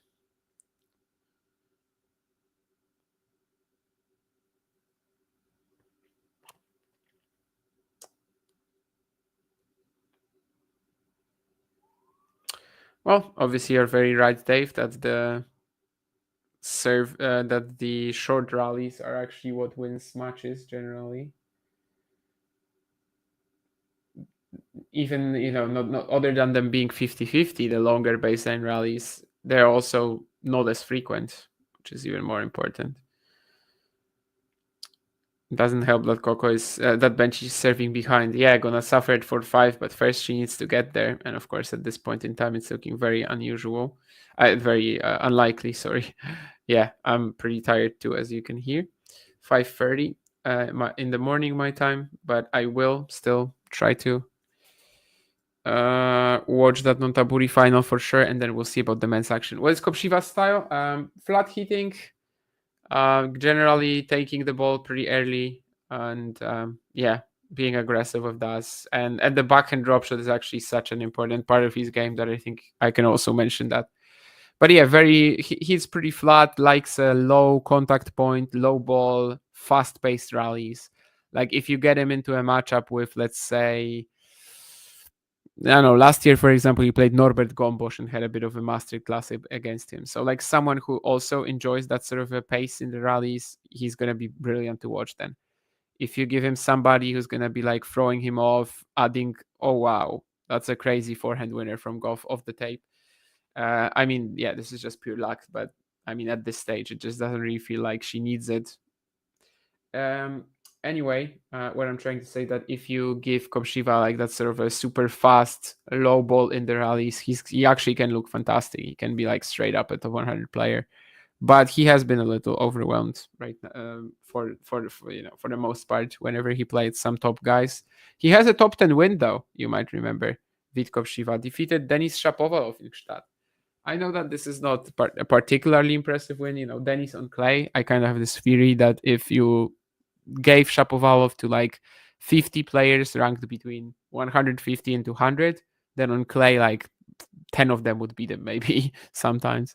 But yeah, I mean, he loves like fast clay courts, Kopshiva, so like altitude clay, just like in Gstaad, because again, this is just really nice for him with the ball that he prefers, while still being not a serve oriented player, right?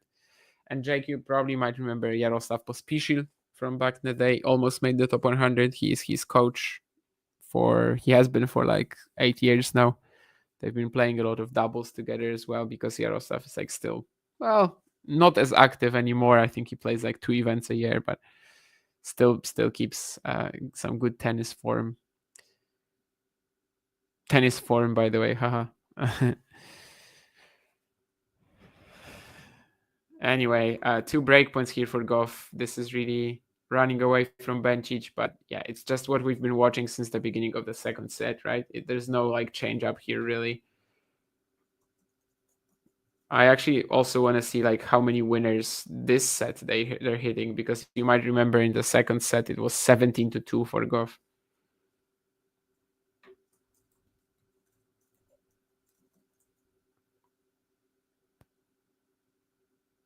And another forehand cross-court return winner for Gauff gives her the chance to serve for the match.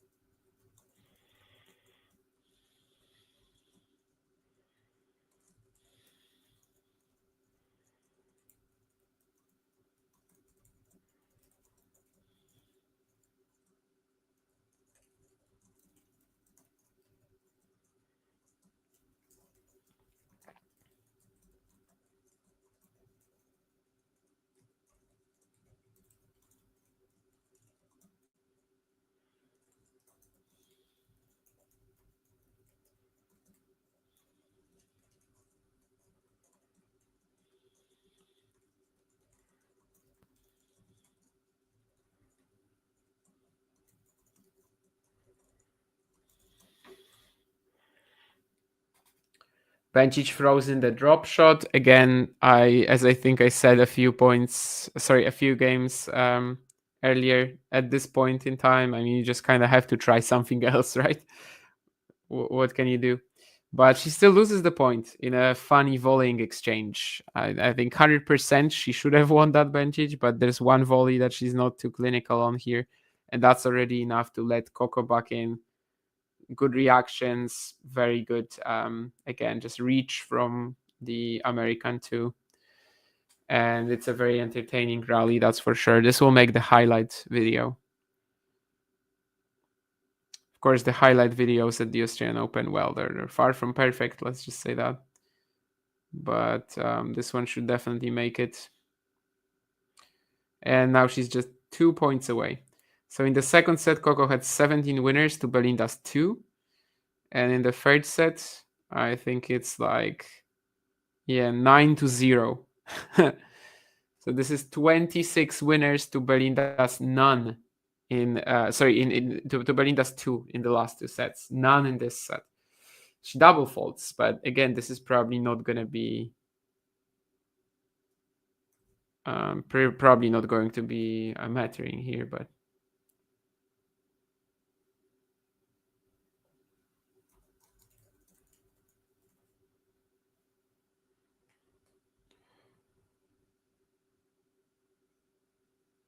I actually kind of missed the point where she sets up the match point. What is it? Yeah, it's a backhand winner down the line.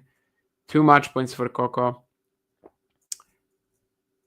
Gets her first serve into net. So last serve on this side, she made a double fault, and this is another double fault for the Fairy. She's definitely been struggling with that a bit here, but she's still dominating.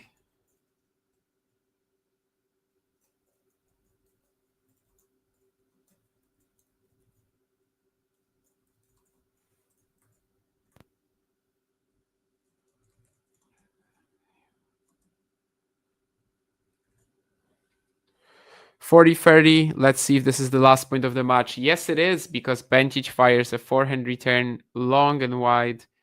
Coco wins this 5-7, 6-2, 6-1. First real test, can we say that? Or is that actually disrespectful to Jodiana Burge? I don't know. I didn't watch too much of that clash, so I can't really tell you at the moment.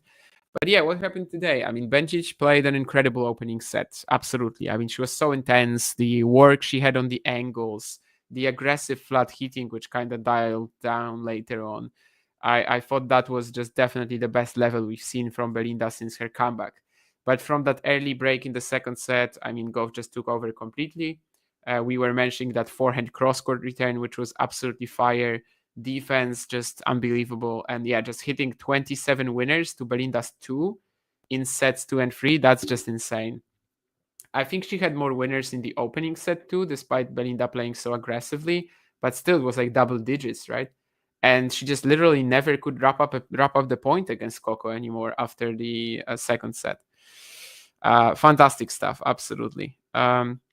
Okay, let's also come back to the last messages in the chat. Dave, who taught me to play table tennis? I am basically self-taught, yes. I mean, right now, well, not right now, but like during the university, I had the coach of the team there. So like she did some work with me technically, but nothing to like really, just make me start from scratch or something like that. Nothing to really hurt me too much in the sense that, I would have to like adjust again and probably play weaker for half a year or something like that. So no major changes. I am basically self-taught, yes.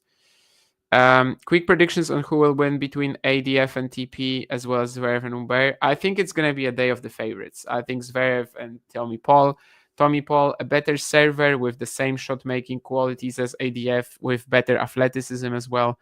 I also ADF coming off 2 consecutive 5-setters. I think that is going to be Tommy. Zverev, Humbert, for me, it's also going to be Zverev. Zverev hasn't lost to a left-handed player in 2 years.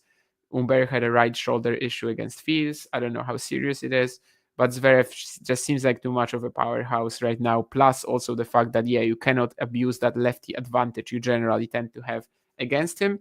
It's not going to be anything. If you're just going to be like rolling lefty spin into his backhand, it does nothing. So yeah, that's not really an option for Hugo, but it will be tougher than the Paris match, I think. I mean, that was just Hugo being very tired after the Khachanov semi. Friggin' Coco, I wanted Belinda to win. Yeah, Marcus, definitely. This was a match where Coco just showed how tough she is again. And she's going to play Paula Badosa in the quarters. Badosa getting a few nice matches against her last year, losing both of them, though, from, let's say, winning positions or almost winning positions in Rome and Beijing. And also Sabalenka Pavlyuchenkova is, of course, the other quarterfinal that we've just learned about. Coco's forehand cross-court was money in that last set, indeed. And what else do we have? I'm thinking it has to happen to Monfils as well. Okay, yeah. Probably, but he has such an easy route here to the semis potentially. I still think Shelton is the favorite in that section. Shelton, Monfils, Sonego, Tien, but it's also a great opportunity for Gauff, definitely. Self-taught, nice. It's a longer road, but deeper understanding. I mean, if I had a coach, I would have been maybe more technical, but I actually kind of like it because it's unexpected, right? People don't really know what to expect from you. And I still feel like there's a lot more, let's say, that there's wilder techniques out there that are self-taught. If you go to like a low-level amateur event, I'm actually going to be one of the more technical guys, but that just means that they are just, completely bollocks. Anyway, yeah. What else? This is it, right? We are also going to watch Bencic Gauff. I said that in the banner. We did. And that's going to be it. Nurlan, I mean, you're showing up at the end of the stream. 4 hours. I've been sitting here for 4 hours, and you're showing up after 4 hours. Nurlan, come on. Anyway, thank you guys. I mean, this was obviously a great way for me to stay up until the Montaburi final. Very good match we got in the second part of the stream between Bencic and Gauff. Sabalenka and Andreeva, not so much, but it is what it is. The favorites keep rolling. They will have some more interesting challenge, but they will hopefully have interesting challenges coming up for them in a couple of days' time. All right.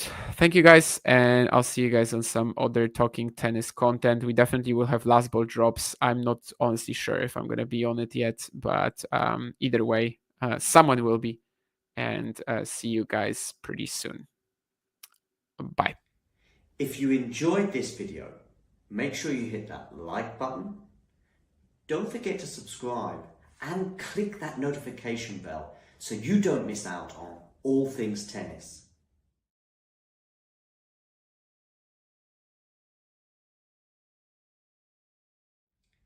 If you enjoyed this video, make sure you hit that like button.